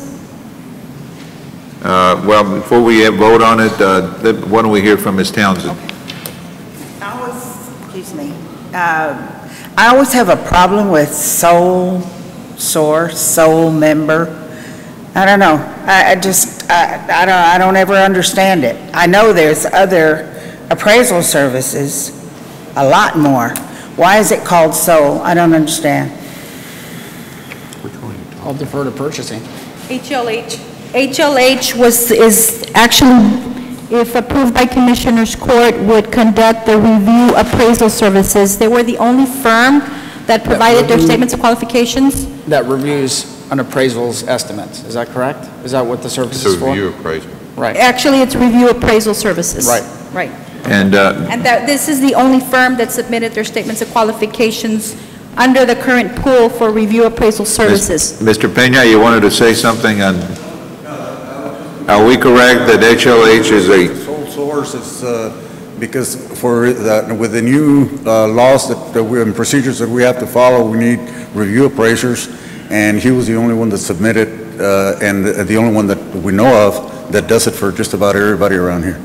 It's a specialized service. Right, Yes. and that showed some interest, actually. So they actually review other appraisers of what That's other correct. appraisers do, and, okay. Yes. All right, thanks. Thank you, ma'am. We take action on A. All right, go on to item, There's a motion. You got a motion and a second, Judge. those in favor indicate by saying aye. Aye. Aye, motion carries. Item B is presentation of scoring sheet for the purposes of Commissioners Court declaring sole source member of Commissioners Court approved pool of professional appraisers and/or review appraisal services providers with HLH. Appraisal services as qualified so as to proceed with the next phase of the process of negotiating an on-call services contract for Precinct 4 projects. Move to approve item B and C, Judge. Second. Those in favor indicate by saying aye. Aye. Aye, motion carries.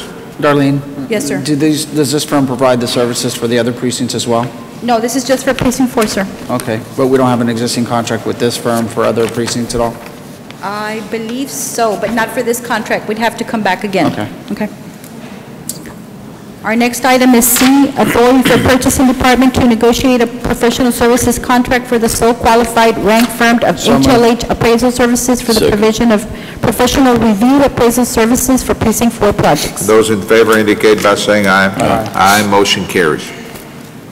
Our next item is for Precinct 4 as well, requesting exemption from competitive bidding requirements in the Texas Local Government Code, Section To approve. 262, for professional services.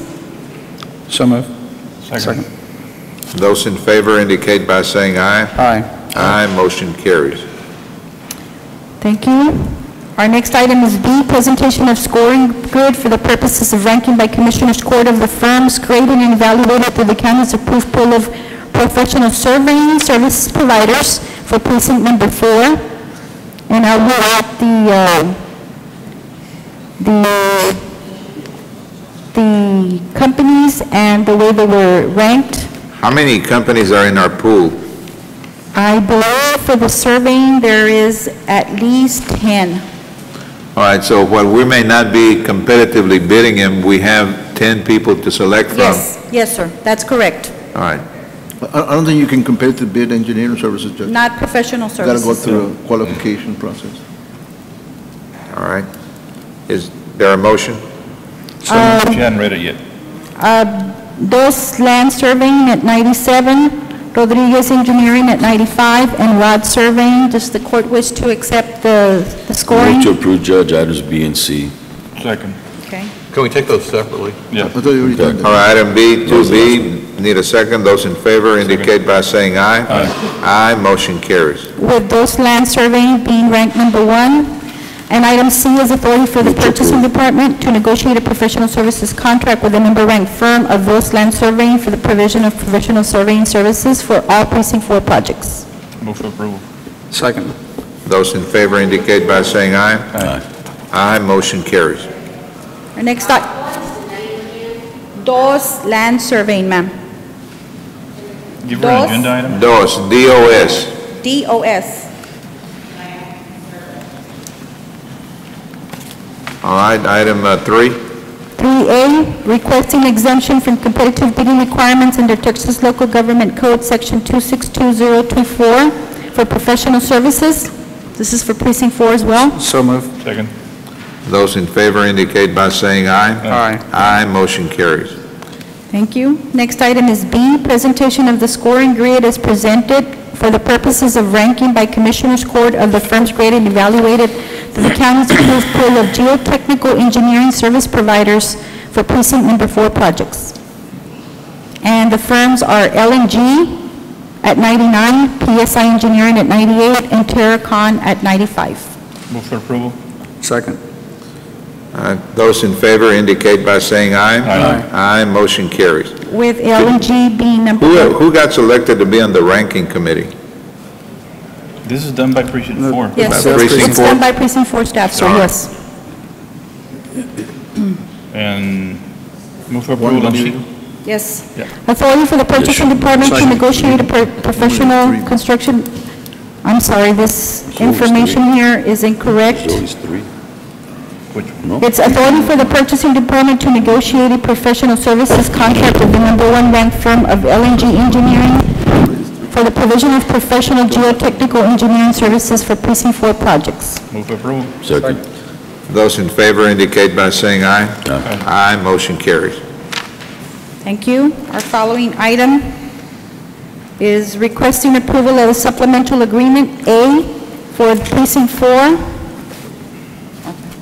Requesting approval of supplemental agreement number 1 for a current contract with LNG Engineering for the FM 1925 from Canyon Road to FM 907 Alamo Road to include realignment of North Alamo Road.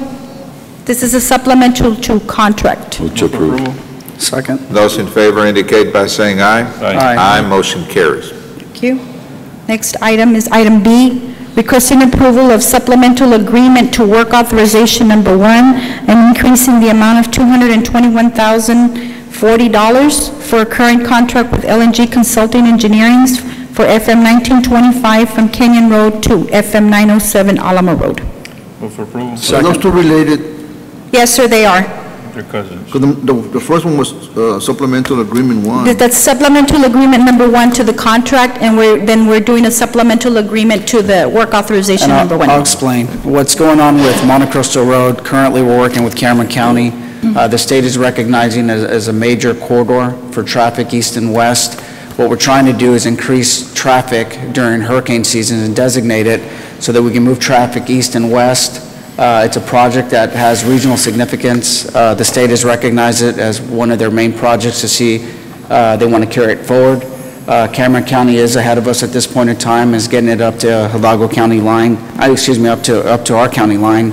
What we're doing is we got some north and south roadways that they have a jagged connection. So what we're trying to do is do a straight alignment on some of those major roadways. And so as we're going further east, we're going to have to properly align them for safety reasons. But it is a very significant project. There are construction dollars attached to this project already. We look forward to continue working with Cameron County Precinct 1 as well to carry this roadway all the way up to our county line. God willing, in the future, we'll have an east and west corridor that'll help facilitate traffic to the designated hurricane route. Our next item for precinct number 4. Is there a motion and a second? Yeah, move for approval. Those in favor indicate by saying aye. Aye. Aye, motion carries. Our next item is pursuant to a request by precinct 4 for approval to terminate the agreement for professional services and supplemental number 1 with TEDSI Infrastructure Group in connection to contract C05199-0510 for project 10th Street extension between State Highway 107 and FM 1925 Monte Cristo Road for Hidalgo County Precinct 4, stated under Article 3.45, termination by owner without cause upon 30 days written notice to the engineer. Move for approval. Second. Those in favor indicate by saying aye. Aye. Aye, motion carries. To explain, Judge and Commissioners, originally TEDSI was hired in 2002 on this project with the City of Edinburgh, through the county, Precinct 4. It's been 10 years.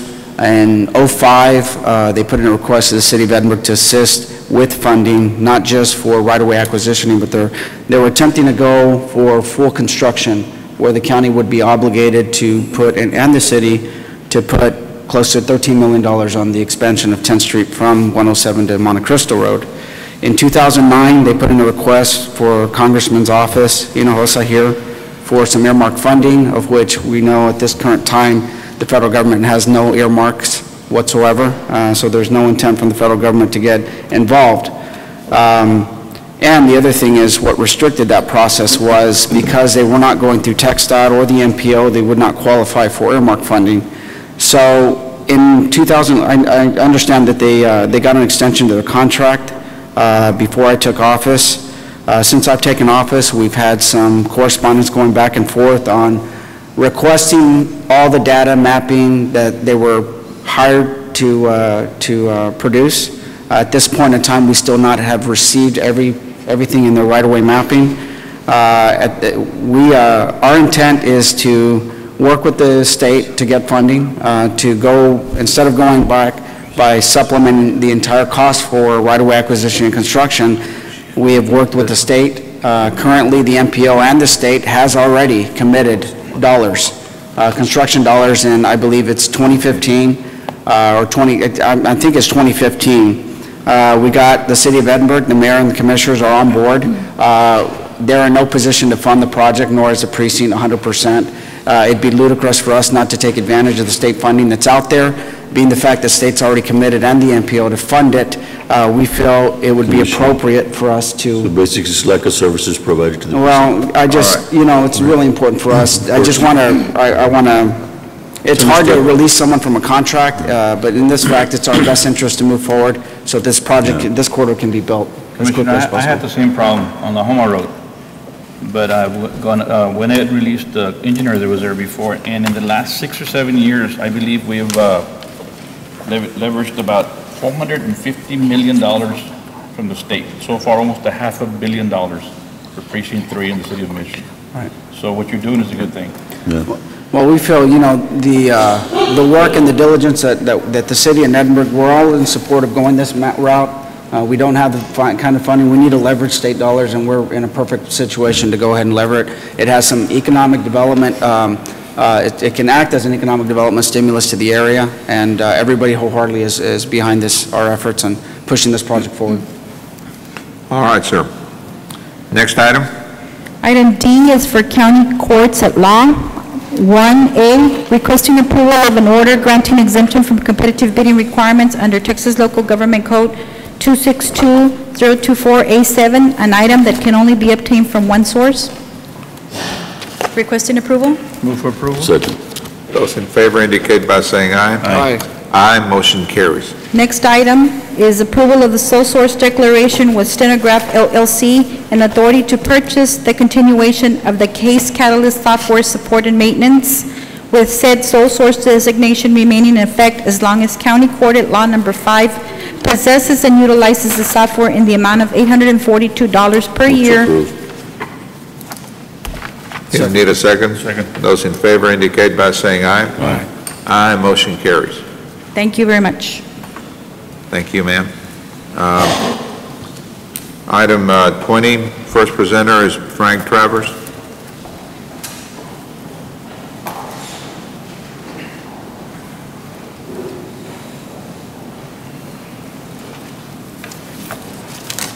Mr. Travers, before you begin, let me just take a very short recess. You stay there. We're not going to take long. And we're going to convene our 2013 budget workshop number 2 for today, August 21st, 2012. The entire court being present, we obviously have a quorum. And I'm going to recess the budget workshop now and go back to complete our regular meeting. Go ahead, Mr. Travers. Thank you, Judge. Good morning, Commissioners. Again, I thank you for taking a few minutes to hear me. I don't speak very often, but I wanted you to know that I haven't gone away, at least. Rail transit is like the measles. You never know where or when the next outbreak will occur. Now, a rail transit study, the ongoing project, has been lurking in the Hidalgo County area for several long years. Most people think it's really harmless, but there may be a risk of much more serious consequences than most realize. It keeps popping up in the news of other situations that I think we should take note of. We have news from New Mexico. Now here's what a Kenneth M. Brown, who is research director for Rio Grande Foundation, has to say. Quote, "So New Mexico needs a passenger rail system, or some would argue. Those who share the Rio Grande Foundation's concern about economic liberty and the overreach of government, however, will have some serious doubts about the legitimacy of such projects." He concludes with a statement, "The rail proposal is reasonable only in the abstract in New Mexico. The situation here is such that a commuter rail system is sure to be a money loser on a massive scale." Here's another example coming out of San Antonio in the published newspaper there. This is by Mr. Jeff Judson. He is past president of the Texas Public Policy Foundation and a senior fellow of the Heartland Institute and an elected official to the commissioner to a suburb of Antonio. He's written this for the newspaper there. "The national average to cost to build for rails is $40 million a mile to $100 million per mile. paid for largely by federal grants that no longer can be counted on. But San Antonio is counting on them. Local politicians have decided to spend $100 million in local funds to build the first leg of the system, committing us to decades of fiscal insanity to build the rest. One last reference I'd like to make is a Mr. Thomas A. Garrett, senior economist for the Federal Reserve Bank of St. Louis. He's published an article, quoting from it, here's part of it. If light rail is not cost-effective, nor an effective way to reduce pollution or traffic congestion, why do voters continue to approve new taxes for the construction and expansion of rail systems? He goes on in trying to find the answer to that question. The direct benefits of a light rail project can be quite large for a relatively small group of people, such as elected officials, environmental groups, labor organizations, engineering and architectural firms, developers and regional business, which often campaign vigorously for the passage of light rail. Now, I truly believe that you commissioners do have your first responsibility and exercise that to protect the taxpayers. I never question that. However, things like this popping up makes me want to ask the question, are there other people pushing for rail here in Hidalgo County who have dollar signs behind their eyeballs? I hope not, but I think we need to keep our eyes open. And again, I thank you very much for letting me speak. What we're passing out is brief comments. If you want the entire articles or any other information, all you have to do is ask. Thanks again. Next presenter is Ms. Fern McClarty.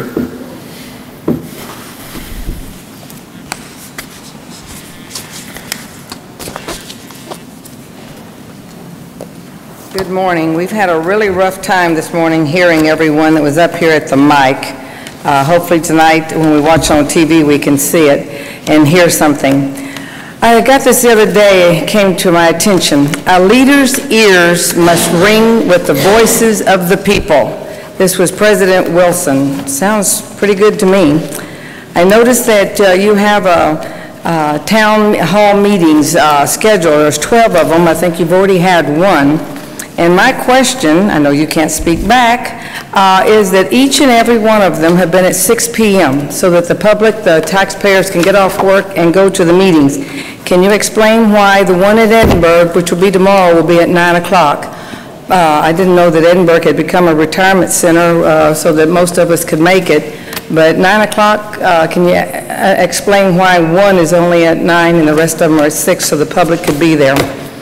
And then today, we heard talking about your tax rate and going up a half a penny or 2 pennies for the drainage, whatever. $200 million worth of gas and oil that we're not getting, and $200 million worth of commercial property has been lost. Do you have any idea how come we lose commercial property? Because the people can't afford it any longer and they're going under.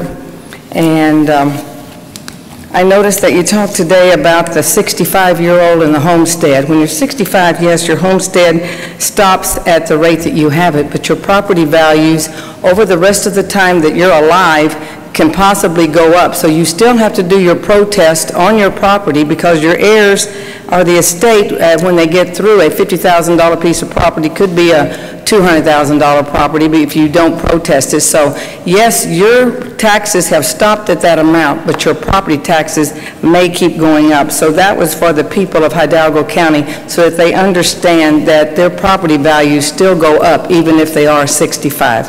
Thank you. Fern, what was your quote? A leader's quote?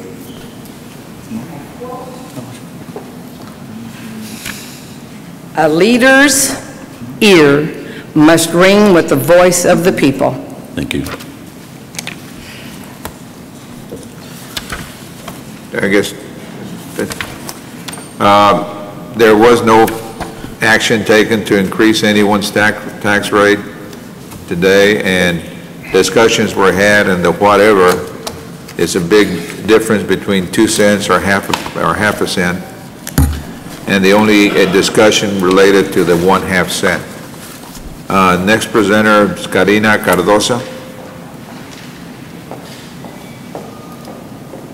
Good morning, Judge, Commissioners. I wanted to remind the court and the public that, yes, we are having a series of drainage town hall meetings to discuss drainage upgrades in Hidalgo County. We had our first one last week in Edcouch-Elsa area. Our next one is tomorrow, and we had originally looked at having these all scheduled for breakfast meetings in the morning, and then it was decided that we needed to move into the evening to change the participation, increase the public's ability to participate. And the one for tomorrow was already scheduled, and that time had already been set. And we also wanted to provide an opportunity for the media to attend as well and really showcase what these meetings are about. So tomorrow it's going to be at 9 a.m. at the UTPA ITT building that's located 1201 West University Drive. And once again, the public is invited to attend all of these, any of these locations, whichever is convenient to them. They are posted on our county website, and we're sharing them on our social media sites as well. And we've also sent out these invitations to local leaders and community leaders. So we ask everyone to spread the word about these meetings, and if people have any questions, they can certainly come and attend, and the judge is more than willing to answer any questions that people may have regarding drainage. So once again, wanted to just announce our town hall meetings. The next one's going to be tomorrow, and there's several scheduled throughout the county, and visit our website for more information. I also wanted to say that today the county is having a blood drive, as we discussed last week, so we encourage all employees to attend.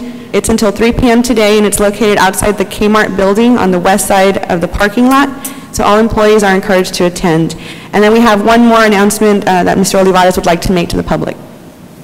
Karina, since you were representing the elections office today, can you also tell them we've already approved the locations for early voting, that they need to provide us with a list of the election judges and their clerks in each one of these locations, and also for the mobile voting sites? Absolutely, sir. Judge, Commissioners, just real quick, I wanted to bring you an update on the West Nile issue. There's been a lot of calls and concerns regarding some of the West Nile concerns up in North Texas. Right now, currently in the Rio Grande Valley, there is no West Nile at all. No variation of it. Things are very calm here. We have isolated pockets of mosquito issues, but the reality is that due to the drought and dryness, we've been actually not having to deal with that issue. We do have a plan in place. We do have operations in place to deal with West Nile. We are working with the state and Department of Health Services on that. So just stay tuned. I sent an update to each of you via email yesterday, and just so you all know, because I know you're getting a lot of calls from folks, but right now we're in good shape. Thank you, sir. This time, pursuant to 551-071 and 072, would entertain a motion to proceed to executive session on the issue of pending or potential litigation. Second. Those in favor indicate by saying aye. Aye. Motion carries. We're going to be coming back for the workshop shortly.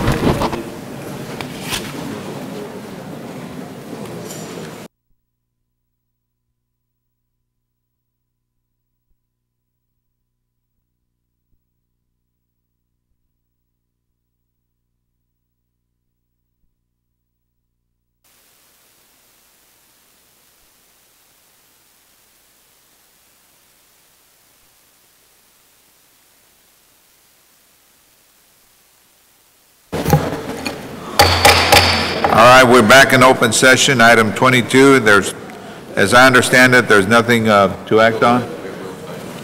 Need a motion to adjourn. Judge, we just have real estate. What? Real estate. Real estate item, I'm sorry. Yes, Judge, Commissioners, I've got a donation right-of-way deed from Porfirio Villalon and Precinct 3. I recommend we accept it. Second. Those in favor indicate by saying aye. Aye. Aye, motion carries. Thank you. Thank you. Need a motion to adjourn? So moved. Second. Those in favor indicate by saying aye. Aye. Aye, motion carries. We now will convene our budget workshop number 3 that we recessed earlier. Sergio, Mr. Cruz. Judge, Commissioners, thank you. On this workshop, we hope to discuss the sheriff's substation costs for next year, and also just go into a little bit into the health insurance and workers' comp, the self-funded programs. And currently on the self-funded programs, we're contributing to the health. We have a zero contribution to the workers' comp, and we'll have a little discussion on whether we just start contributing this year or postpone that till the following year. The major items that we'd like to discuss are going to be get some direction on the cost of living adjustment for the 2013. Basically, what percentage would the court be considering as far as cost of living? And also, what date the court is considering for starting appointing somebody for County Court Law Number 8. I'll start with a general overview on page 1. The auditor's estimates are being finalized as we speak. We hope to get those final estimates by the end of the week. Currently, we're projecting $159.2 million in revenue. The current budget that was adopted for this year was $166.7 million. And we're projecting budgetary increases of $4.1 million for next year. There was an increase on these budget adjustments from what was previously reported on the budget workshop number 1 and 2, and that has to do with increases to our retirement rate. The retirement rate information that we just received from TCDRS, if we were to do a cost of living adjustment for retirees of 3%, would mean that we would have to increase the rate from 9.95 to 10.5%. That's an increase from our previous projection of $150,000 down to $568,000. This is mainly attributed to the TCDRS and most retirement funds reducing their projections for interest earnings for this next coming year, for future years, based on the current market conditions. So they're projecting less interest earnings, so more of the funding has to come from the participating organizations. So we did adjust that number previously up to $4.1 million, making our 2013 base budget $170.9 million, just shy of $171 million. That would bring the estimated shortfall based on our estimated revenues to $11.7 million. Again, we do expect, through the course of the year to have excess revenues of $4 million, to have lapses in our salaries of $3 million, and to have lapse expenditures at the end of the year at $3.5 million, a total of $10.5 million, reducing our fund balance drawdown at the end of next fiscal year to 1.2 if everything goes as planned. I'm trying to follow your analysis, Sergio, and right now you're on what page? Page 1. That should be easy then. Thank you, sir. Yes, sir. Mr. Cruz. Yes, sir. The certification of revenues that we're preparing is going to include an increase in the collection rate. So the revenues, additional revenues that you normally get might not be the same amount. So I thought I'd let you know. Yes, sir. Right. Yeah, and we sort of have basically these numbers won't change much other than the way the order would appear. Basically, based on our projections, and part of our excess revenue is due to the fact that we collect more property taxes. Our collection percentage is higher than what's used during the estimating of the revenues. Since the auditor's office will be using a higher collection rate, basically our projections on excess revenue will end up going down. So we'll just end up increasing one item and decreasing the other. We still project that the fund balance drawdown at the end of the year would be about $1.2 million. Again, this does not address cost of living for employees. Currently, the consumer price index from the second quarter of this year compared to the last time we gave a cost of living is 4.7%. The cost for that adjustment would be $4.4 million. Did you compute the 3% that was yes, sir. requested? If y'all go to page 13, about 3 million. If you go to page 13, we do have several scenarios for the court to consider on cost of living adjustments. What page are those? Page 13, Judge, Commissioners. We've given 4 different scenarios for the court to consider. We started off with a 2% cost of living adjustment. That cost to the county would be $1.8 million. A 3% cost of living adjustment would be $2.8 million. A 4% would be 3.7, and of course the 4.7 would be the 4.4 million. On page 14, we do have the same cost for road and bridge, which for the 3% would be $436,000, and the 4.7 would be $684,000 for a cost of living. This cost of living, Judge, Commissioners, does not include any step increase for the sheriff's pay plan, which was communicated to us this past week that the sheriff is requesting that their pay plan be adjusted, that they be allowed to increase at least their personnel, their law enforcement officers, at least to one step, and that if the court could do more, they'd be very gracious if they could do, to catch up for those years that they have not received a step increase. So I'm sorry, Sergio, I'm having a problem. You're indicating that the sheriff's office wants what on the increase? A step increase? They are on a... They're not interested, they're not going to get both, but they're interested in getting the step? Well, they're actually interested in getting both, Judge, Commissioners. They would like to get the cost of living, they would like to get their pay plan adjusted, and they would like to get a step increase. Again, I just brought that to the court for their consideration. So help me understand here. So 1.2 million is what you're projecting on a shortfall after next year? After the end of the year, yes. But that doesn't include the cost of living? That does not include the cost of living. Nor the step increase? Any cost of living that we do for employees would mean dipping into the fund balance for that amount. As well as the 1.2? Excuse me? As well as the 1.2? Yes, as well as the 1.2, correct. You know, if we So the use bottom cost line, of how living- much are we going to be short?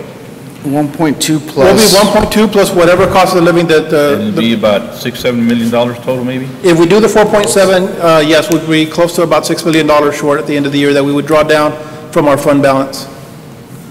And you're going to make up the rest with what different, revenues? Make up the other $11 million, $10 Right, million? the 11 point something that you're saying we have right now. The 10.5 would be, 10.5 would basically be made up of excess revenues that the county collects during the course of the year above what was projected and what we used to do our budget. That's $2.5 million. That's $4 million. $4 million. $4 million, yes, sir. And that's on page 1. It's the $4 million that the county collects, and also additional revenues that they collect during the year via grants or interlocals with the drainage district that we receive. Sergio? Yes, sir. But any additional revenues are not certified? Correct. They're not certified, so basically these would be after the fact. When we adopt the budget, we would be adopting the $11.7 million deficit at the beginning of the year. Right. So all of that would be taken from fund balance, and then we're saying that during the course of the year, that would be replenished due to increased revenues that we have during the year and lapse expenditures. So you're going to use fund balance in essence to fund the shortfall, right? Yes, we would use fund balance to fund the shortfall and then rely on these excess revenues and the lapse expenditures during the year I want to to make it up understand at the the end. excess revenues. What are they? Usually they're revenues above whatever has been estimated by the auditor. Well, I usually from understand fines and what fees. excess means, but I mean, what categories, where did the money come from? From fines and fees, from property taxes, from contracts with the drainage district. We do have, we're fixing to start an installment purchase agreement with the drainage district for the sale of some I'm sorry, assets. Secretary, you're going to fine and fees, Fines property and fees, taxes, what property else? taxes, contracts with the drainage district. We'll be entering into an installment purchase agreement with the drainage district for $850,000 that we should be getting back into the general fund. The majority of those are additional taxes that are collected, Judge. Yes. What do you mean fines and fees? Are you talking about the collection of those unpaid fines and fees? No, these are just normal JP fines and fees that we normally collect. This is not including any fines and fees as a result of the scofflaw program. And that's how much we have as opposed to having to send back to the state? That's how much we're going to be able to keep? Yes. And that figure is what? On the scofflaw program, we don't have any projections for on the that. fines and fees that we normally collect. I don't have that breakdown with me, Judge, but I can provide that to you, to the court. I want to see how you got to 4 million. Sure. I'll bring that back to the court. I don't have that documentation And with the summary. property taxes, what, Property taxes as well. If we go into, if we go to page 8, 8? yes, we have a 5-year revenue analysis, and we have a comparison of the original estimated revenues compared to the actual revenues at the end of the year. As you can see, for the past 5 years, we've collected in excess of the $4 million. However, we're being conservative as to our estimates. Well, but Sergio, that included settlements from lawsuits that we may Some not... of them include settlement from lawsuits. Well, actually, on page 11, that excludes the settlement from the landmark settlement. We actually collected $7 million above, plus the landmark settlement revenues. So that 2011 number excludes FEMA reimbursements, excludes the Indigent Defense Grant. It excludes the $1 million from the landmark settlement, another close to $600,000 from the landmark attorney fees revenues, and other transfer-ins and other financing sources. It excludes all of that. How much money are we going to attribute to property taxes that are excess revenues, part of the $4 million? Normally, we collect about $3 million excess property taxes. I don't really understand that term, excess property taxes. Above what was estimated. It's above what was estimated by the county auditor. These are property taxes that we collect above what is estimated. Okay. Every time we adopt the budget and we adopt the tax rate, then the county auditor certifies a collection percentage, and that's what's applied to the total levy. And what amount are you attributing to property taxes excess revenues? $3 million.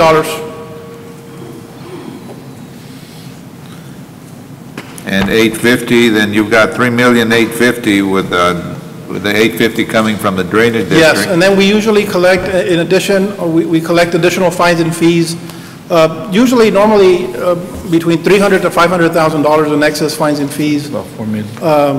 We're being a little bit conservative, and we're not using any type of fines and fees from the scofflaw program on there as well, since we haven't started that program. That was supposed to generate several $1 million, wasn't it? The what? The scofflaw program? Yeah. Yes, it's estimated to generate several $1 million. However, we haven't used it in any of our calculations since we haven't started it, and really don't have any history behind it. We've know what El Paso has done, what is generated from them for Cameron County. We know that they have had a tremendous increase in their collection of the fines and fees. However, so far they've only collected a little over $600,000. On our end, for the current online payment module, which is not denial of vehicle registration, it's just simply giving citizens another avenue to pay their unpaid fines and fees, we've been able to increase collections by $500,000. However, we believe we'll have greater success in the scofflaw program, but we're not using any of those numbers, any of those projections at this point, since we really have no history to go by. We do have some expenditures in it. Yes, we do. We do have expenditures associated with that. We've spent a little over $40,000 last week or the week before purchasing equipment for the tax office in order to be able to do the denial. We've also spent several, I would say 100 hours of staff time meeting and doing the implementation of the scofflaw program. So yes, there have been some expenditures. Of course, the personnel time was already included in the budget. The equipment cost was purchased using the JP Technology Fund, which is going to be for the enhancement of JP collections, which are the fines and fees that we're targeting on the scofflaw model. So there have been some expenditures associated with the Operation Clean Slate, yes, sir. And we also had, I believe, $10,000 worth of, or a little less than $10,000 worth of advertisement and airtime and radio time that we used when we first implemented Operation Clean Slate back in October, November of last year. So we start off with a shortfall of 11.7. We take away $4 million from these excess revenues. Correct. All right, we're now down to, I guess, 7.7. 7.7, yes, sir. And we're going to then take away whatever we're going to save from privatizing sanitation? No, the No? savings on the sanitation is not even included in this Okay. projection at this point. Well, what else did you take off that 11? Basically, they're traditional lapse expenditures that we have at the end of the year, department's operating budget that they lapse expenditures. None of the departments actually spend their full budget. So there's monies at the end of the year that come back into the general fund and were used to build up our fund balance. That's actually how we actually build up our fund balance from 700,000, 10 years ago to over 35 million today. So we're going to end up to about 8 million again shortfall because of the increase, is that? Excuse me? With the, With the increase, it'll bring it down about another $1.5 million. no, Based but on I mean, with the cost of living, it'll go up to how much with the cost of living? Well, with the cost of living, we do a 4% cost of living, we'll be at 5.6 million. Well, why don't you look at the 4.7? That's if we're looking at the 4.7, yes, sir. It's a Okay. $4.4 million increased cost. Across the board on it. Across the board, yes, sir. We're recommending that it be across the board. Again, this is a cost of living adjustment just to make up the purchasing power that has eroded from our employees over the course of the years because of the consumer price index going up. So it's basically just to keep them at the same level that they had 3 years ago when they last got a cost of living adjustment. What about those employees that actually got raises during the last 3 years? As far as if they were via promotion or whether they were reclassified to other positions, we don't necessarily consider that an employee raise. Is basically they're being compensated for the new duties that they're assuming. So we haven't taken into account those raises. And so it would be difficult to go in and try to target which individuals got raises. We would assume that all of them would have been merited, sir. Well, then we're not being totally fair with all of the employees because some of them got some, fairly substantial raises during the last 3 years. And we've been telling people we're going to go up 4.7% or 3 or whatever figure we arrive at because we haven't done anything for the last 3 years, which is true on about 95% or more of the employees, but it's that smaller percentage that have gotten increases. Are we going to treat them equally? That smaller percentage, I mean, the reason that they received some type of increase was because either they assumed a different job that included additional responsibilities. I mean, they did get more money, but they did assume other duties. I don't believe we had any straight cost of living increase or any type of increase just because, I mean, there was no increases for any employees just outside of the cost of living process or outside the reclassification or outside of a promotion process. I'm referring to those situations where the department head would come in and say, well, we're going to delete clerk 1 and we're going to create clerk 3 or something. I mean, the same duties that are being done by that employee. I mean, it'd be hard for our office to determine which ones of those were just increases just to give for the sake of giving an increase, or which ones those were actually merited that there was additional responsibilities being assumed by the employee. It's kind of hard on our end to be able to filter that as far as which ones were legitimate, which ones were not. But can we look at it as whatever the reason a raise is a raise? If that's what the court desires for us to look at, we can certainly provide that information to the court. Here's my concern. Oh, are you done on that? Yes, please. My concern is that we're in the same boat we were last year. Again, obviously, the economy hasn't spiked up, properties, we haven't had much of a growth. We started initiatives and they're not fully functional. At this point, the privatizing, we were attempting to do it this year. First quarter, went into second quarter, and we're still not there yet. Correct. And I agree, there's a makeup here again, but then we're going to find ourselves in the same position as not being able to do some of the things that we should do, which is increase in salaries, COLAs, things like that. There are no major guarantees, it's just based on an assumption that we should be getting these extra expenditure, or extra Right, revenues. basically just based on historical trends, yes. Right, but there has to be an active sponsorship, not just by the court members, by department heads to figure out, well, if we're not looking at revenue side, we'll look at our expenditures and figure actively how we're going to reduce the last few quarters or the last few months that we have to reduce as much as we can so that we can consider COLAs and everything else. It's a very, a lot of moving parts, a lot of variables. We've got to figure out what is the budget office working with each department, to figure out where, if it's not an expenditure, where in the revenues can we do something so that we can make up the difference, because at the end of the day, from what we're projecting on all the additional considerations, we're going to be back up to we're going to hit fund balance this time far greater than we did last year. Last year we grew. This year, if we're going to go down this path, which I think we should look at it, there's going to have to be a lot of more comprehensiveness on how we're going to reduce expenditures and increase revenues actively and really get it done. Or else we're going to be in a worse shape next year.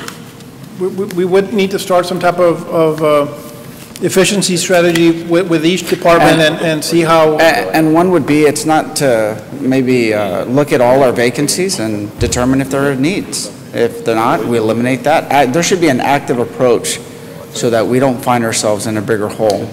But at the same time, not jeopardizing the COLA or some of the other stuff that has everything to do with service. And I mean, that's my position. We have to get to that point. If I may, Judge, Commissioners, you know, our county has grown substantially throughout the past few years.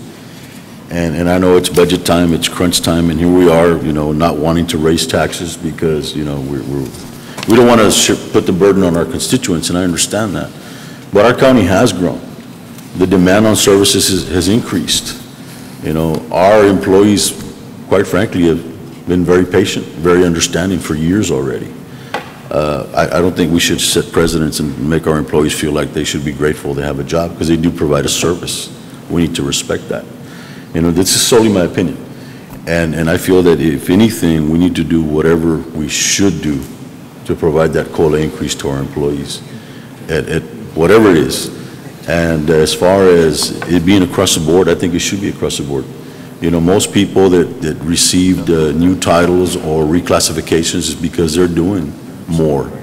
They've taken on additional tasks, additional duties, or else they wouldn't have been promoted. At least that's the way I feel. And so I understand, Sergio, you're in a situation where we may have to tap into our general fund. We did this last year. We're probably going to end up doing it this year. But we're lacking and we're short in a lot of areas, starting with facilities. Here we are again, we're leasing other facilities. We're thinking about purchasing other facilities. We're bringing in portable buildings to suffice what we need for our courts, expenditures, and we still don't have a facilities plan. So when truly is this county going to start planning for the future?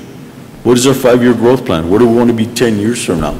I think that's where we're hurting. I think that's why we're in the predicament we're in. It's time. We need to take that direction, that new direction, consider the employees, bring them up to par where they should be, give them the COLA increase they deserve, because probably next year or 2-3 years from now, you're not going to be able to give that cost of living increase. We're going to be in the same situation. So when do you bite the bullet? When you take that stand and say, this is the way we need to go? And I think it's only one huge factor, one big part of this, Sergio, but I think it should be a recommendation to give the COLA increase that's deserved. You know, I understand maybe we need to consider downsizing, like the Commissioner said right now, restructuring, but we need to have a plan in place. You just don't do it from one day to the other. Correct. You take this, you start working it a year or two in advance. You know, we're merging other departments, you know, for example, in our precinct, Precinct 1, you know, Constable Avila's getting ready to take over Precinct 5, beginning of the year. They need vehicles, they need equipment, you know, other increases in budget that we need to be prepared for. The sheriff is asking for $2.5 million to man a substation that we put in the works, right, to build it, but where was the plan to man it? Where was the plan to actually open the doors to that substation? Are we prepared? Are we, Sergio? Currently, we don't have any funding for the personnel, the increased personnel that the Sheriff's Office is requesting. That would, roughly about $2 million of increased cost to the county to man that substation, of requests that we've received. You know, Just the for personnel. privatization of sanitation is a good option. We should be saving, what, $5 million a year approximately? Currently, yes. And we should receive a franchise fee, maybe about $3.5 million a year possibly. It'd probably be a little bit less than that if we do a Okay. 5%. I think we had projected, based on the participation, is probably closer to about $500,000 than that. Why would we consider 5%? Why would we not want more? Currently, we looked at the 5% sort of as a way to transition into this sanitation program and then build our percentage up as we move forward. We had it only as a recommendation, the 5%. We can certainly do the 10%. I think some of the counties are doing the 10% franchise fees. All I'm saying is that whatever we're going to do in theory, we have to make it practical. We can't assume that we're going to start something and not get to that point. What about our step and grade? Where are we at with all our step and grade with all the departments? Are we proceeding? Did we stop? You know, has that been factored into our budget? The step and grade should not have an impact into the way we've been looking at it, would not have an impact into the budget. However, we had to have several committee meetings regarding the step and grade, and basically we would just need to bring back an item to the court to do a presentation to the court with our recommendations and see how we move forward. I'm currently looking at some other issues that have been brought to my attention, so I'm looking into that to see whether that would have any effect into the classification plan. I currently haven't finalized that review. On the other issues, did you get to talk to anybody? Not yet. I'm still looking into that. I'm trying to get the case law and get transcripts of that. Mr. Guajardo had mentioned that he would be able to provide that to me as soon as I give him a cause number. He'd be able to give me that documentation. All right. I guess, Judge, Commissioners, one thing I want to express is that if we truly want to make change to this county and that impact all our departments, that, you know, we need to invest in our people. We need to invest to make sure that we do take a new direction, you know, and trust our people. I agree. Human capital is probably our biggest asset, our best asset, because I mean, obviously, we're a service-oriented government, so I believe in, I think this is the year we should give the COLA. I do agree. We're going to continue to grow. Next year, we should, you know, see an increase in population. You know, there for a while, we were spoiled from 2002 to 2008. I mean, we were growing $7 to $10 million a year. All of a sudden, it stopped. Yeah. And it put us in this situation. The economy. Yeah, so, I mean, we couldn't help that. Yeah. Well, and it's important. One thing I do want to, I'm sorry. No, Judge, go ahead. One thing I do want to make sure we don't lose sight of is we did a study on the 254 counties in Texas, and the only county that charges a high, well, out of the top 20 counties, with top 20 being the larger counties, Bayard, Dallas, Tarrant, Harris, et cetera, the only county that charges a higher tax rate than Hidalgo County is Galveston County. We're number 2 statewide. And that's, I think it's a big burden on our taxpayers, on our residents, and so whatever we do, I do think we need to take that into consideration. And the reason is because of the rural area, right? Well, because of all of the different problems that we have to deal with. We got a growing population, and we don't have the tax base. I mean, we don't have those huge buildings that Houston has downtown or that kind of, but we have their problems. And in trying to address all these problems, you know, money's got to come from somewhere, and the only thing we can do is look at our tax rate. But at some point, well, that's the reason we're discussing our budget the way we are. If I may, Judge, that's another reason we need to look at revenue making, just revenue generators. How do we generate other revenues besides raising taxes? Privatization is one. What other options do we have? You know, do you foresee anything, Sergio? We currently don't have any current projects other than the fines and fees, the scofflaw, as far as trying to increase our revenues. Again, that's only increased collection of our existing revenues, not a new a new revenue source. It's only increasing our current collection percentage of the fines that are being assessed currently. What could have been done? We did it 4 or 5 years ago with the workman's comp and health insurance. Yeah. Is that right? I mean, there's nothing else to do but sell properties. We have, you know, we did privatize, we did go self-funded on the workers' comp, on the health benefits, and that has helped tremendously. We've been able to utilize the fund balance within our workers' comp the past 2 years. I think we started 2010. So we still have a healthy fund balance within our workers' comp that we could potentially go again into our fund balance without having any detriment to the county. Or, we did put in there an increase of about $300,000 for workers' comp to sort of help us step into that expense again and not have to get the full brunt of workers' comp expenditures all in one fiscal year. Sergio, we started our annual evaluation of revenues for the revenue estimator for next year's, and we estimate that the revenues are going to be increased by $4.8 million, the overall revenues. The majority of that estimator? I'm sorry? On your tax estimator? No, for current year. Okay. We know how we evaluate current year Yes. revenues and then to get ready for next year's. 2012 revenues, we estimate that are going to be $4.8 million more than what was budgeted. Than was first last year for estimated this during the one. year. All right. The majority of that is tax collections, about $3 million in tax collections. Correct. $750,000 for increase in the motor vehicle sales tax, and the rest are going to be all the You rest portion of the fees. Yeah. So $3.8 million is going to be on the taxes and motor vehicle sales tax. So again, it's $4.8 million. No. Yeah, and that $4 million does not include as well any type of contribution from the drainage district for any installment purchase agreement that we're going to do, if I'm correct? Well, we just analyzed the revenues as of the end of June or July.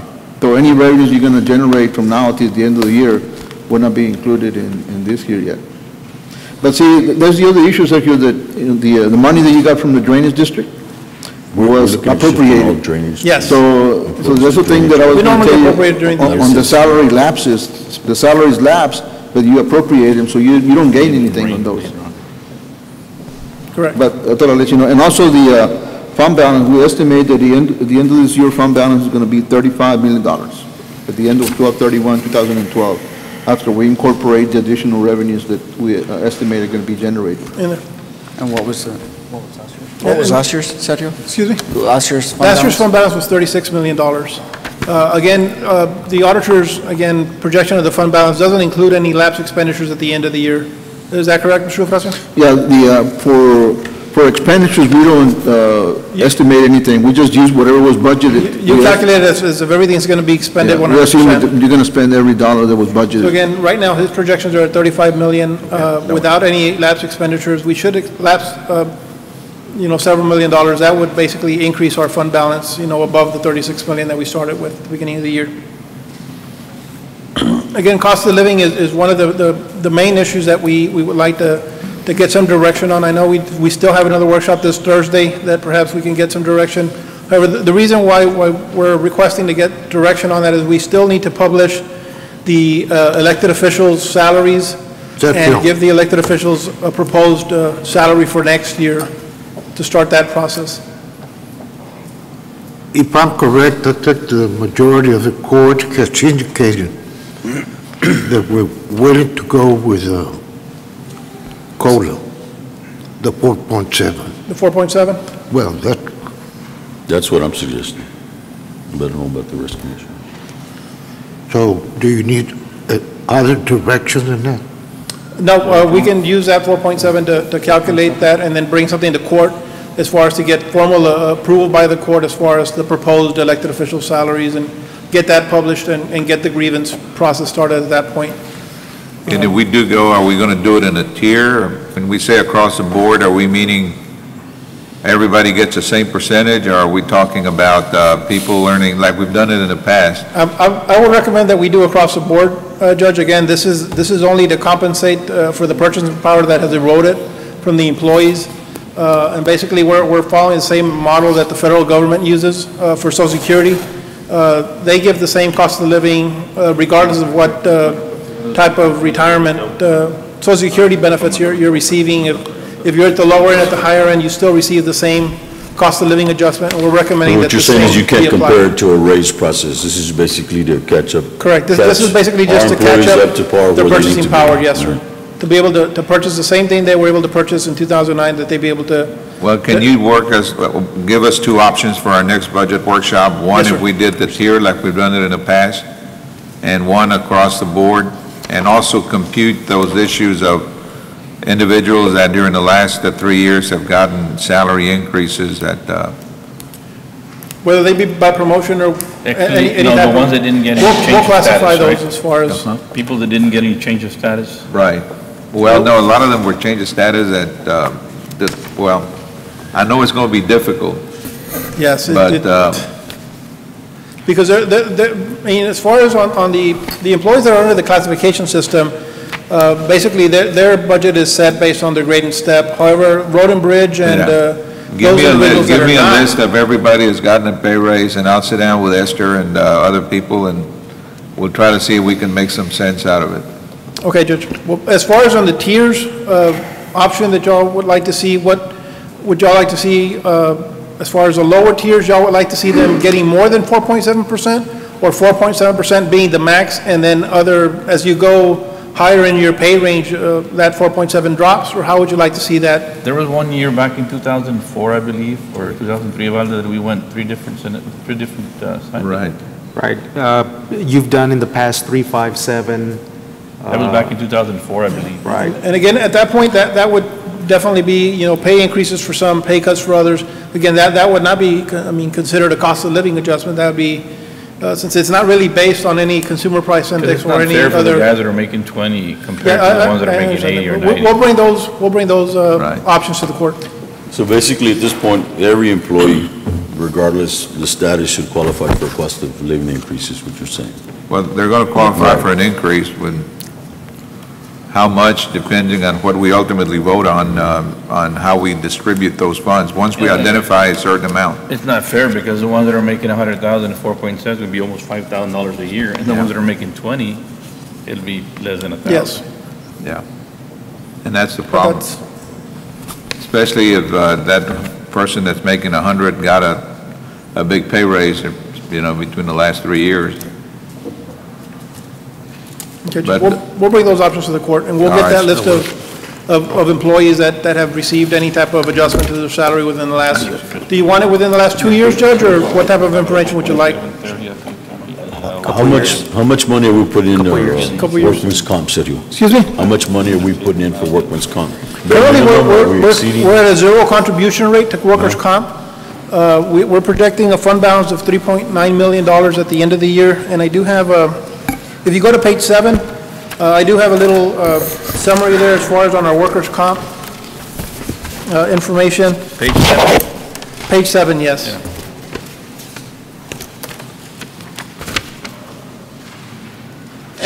At the end of last year, we had $6 million in our fund balance. This year, we're estimating expenditures roughly about $2 million for workers' comp expenditures. We do have a zero contribution rate for our workers' comp premiums.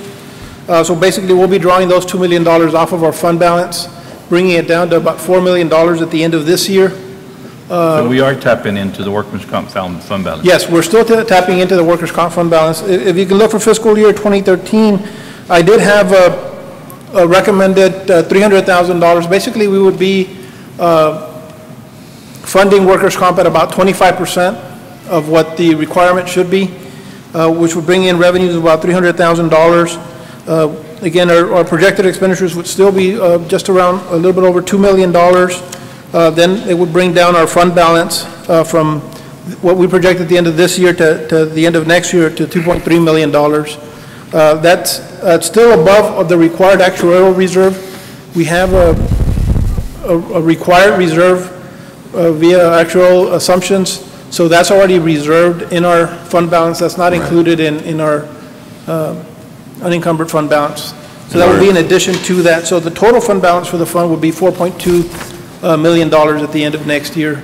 If we were to do a gradual phase in of the workers' comp. And our unemployment compensation? Unemployment compensation, we did project an increase on our unemployment compensation. Again, we're still developing, we're working with the civil division of the DA's office to come up with some procedures with HR and the employee benefits section from my office to come up with some procedures as far as trying to curb the unemployment costs for the county.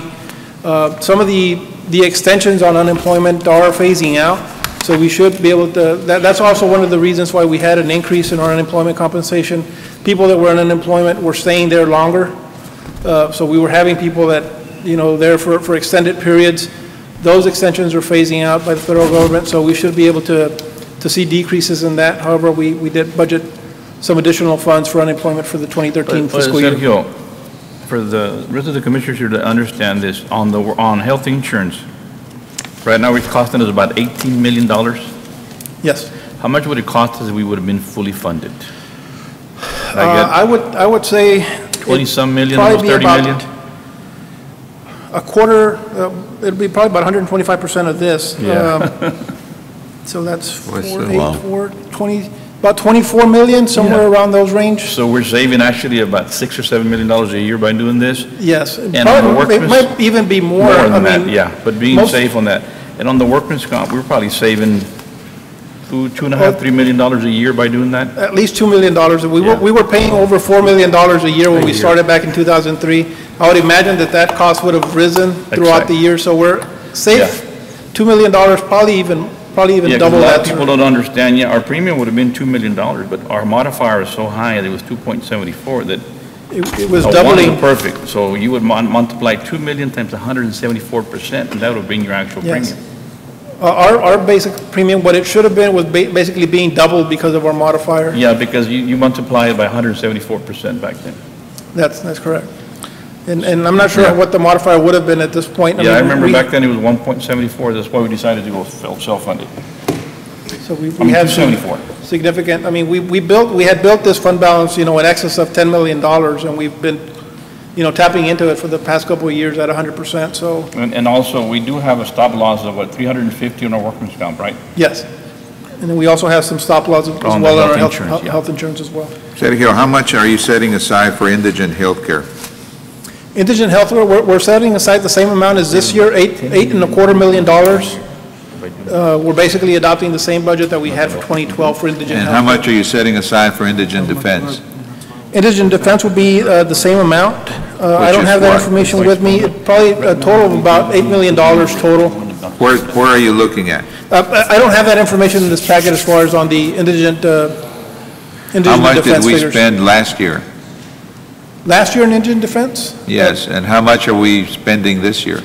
It's somewhere in the tune of about $8 million. Can you give us Judge, that I for don't have that Thursday? information with me, but I Can can. you give I us can- that for Thursday? It's a Yes, workshop. I'll bring that information for Thursday. Okay, The please. indigent defense costs. I know I do have it in my budget reports, but I didn't bring my monthly budget report Our today. respective drainage departments throughout each precinct, at one time we were considering shifting over to drainage district, transferring all our drainage areas to the drainage district. What's the situation with that, and how much would we save if we take that step? I'm not sure whether the drainage district is prepared to absorb all the employees that we have within our drainage programs among the 4 precincts. Well, here's the other thing, is it wouldn't be to our best interest, because we've utilized our drainage crews to do interlocal agreements. It's a revenue generator for us. What we were supposed to be out of money last year in COs, we actually made money. So to us, it wouldn't be in our best interest to roll them over, being the fact that you got GLO funding coming in from the federal government. There's a way to build these systems with our crews, where it's a revenue generating issue. So from my perspective, our precinct, it wouldn't be, we'd be doing ourselves a disservice if we gave them up at this point in time. But I believe currently it would probably cost the general fund, if we were to transfer all the, if we were to transfer all the employees, I would say the precinct would have a savings of about, close to about $2 million a year. Per precinct? Total, about $500,000 per precinct. The next workshop, when? The next workshop is going to be scheduled for Thursday at 10 a.m. Here? Here, correct.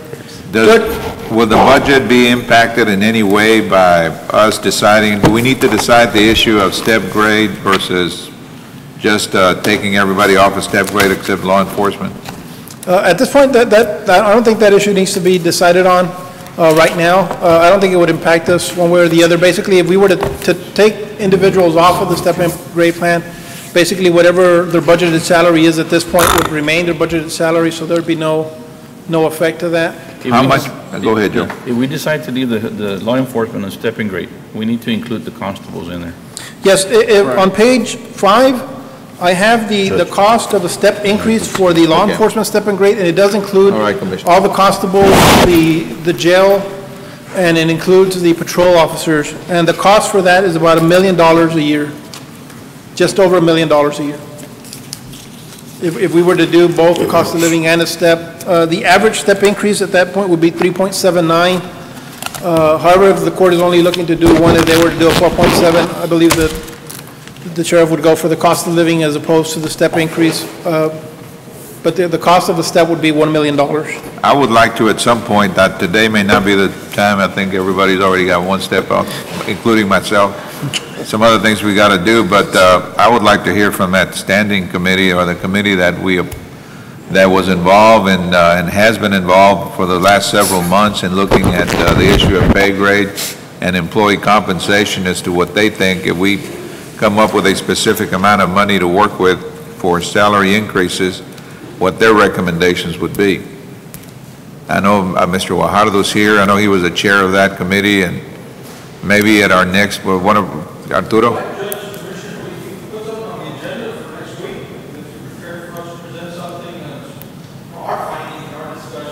Either next week or the following one. One thing that I'm hearing here is that if you're asking us to consider options rather than COLA across the board and a tier unit, which really wouldn't be a COLA anymore, then I would also ask you to consider the merit mechanism that's in place right now for the steps of those that are in the stepping grade. So, Not fair for those. Yes. Okay. Well, if you can present your proposals or your recommendations, your committee's recommendations to us. I know that we're having a budget workshop this Thursday. Some of us are not going to be here. But the following week, there's some kind of a conference in Austin, and none of us will be here. So it looks like we're looking at 2 weeks from now. The first week of September, Judge, would be the best, I guess, Yes. the following week? Yes. I think it's September 6th. All right. Okay, Judge, Commissioners, I do want to remind everyone, and I want to remind the court and everyone in the audience that given that the court will be out Tuesday through Friday next week, we are having Commissioners Court on Monday. No, I'm not going to be here next Monday. We're all going to be here next Tuesday, right? Next Tuesday, yeah. I'll be here. I can be here. Commissioner, I believe that Tuesday through Friday of next week, I will have 3 members out. I can be here for the morning and then just leave after court. So if we need to have court Tuesday, I'll be here. I can be here Tuesday. Tuesday? Okay, then we're having court on Tuesday then. All right. Okay? Apple one would not be. Judge, You just said you did. if I may, Judge, on page 4, I just want to go over real quick what the sheriff has requested for the substation. Again, that substation is expected to be completed by November of this year, December of this year, and be ready for operations beginning of January of 2013. They have requested $2 million for salary and fringes. What page is that? Page 4. On page 4. There's $2 million for salary and fringes, $317,000 for their operating expenditures. They're requesting vehicles in the amount of $456,000. And of course, we do have the FF&E of just shy of $800,000. A total budget request of $3.6 million. That can be discussed on Thursday. And we can present this, and we can get some more detail on this on Thursday. All right, sir. I take it we'll go over the sanitation on Thursday as well? We do have it posted for that at that time as well. Yes. Okay. I don't know what the will. Very good, sir. Thank you, sir. Okay, Judge. Thank you, Commissioners.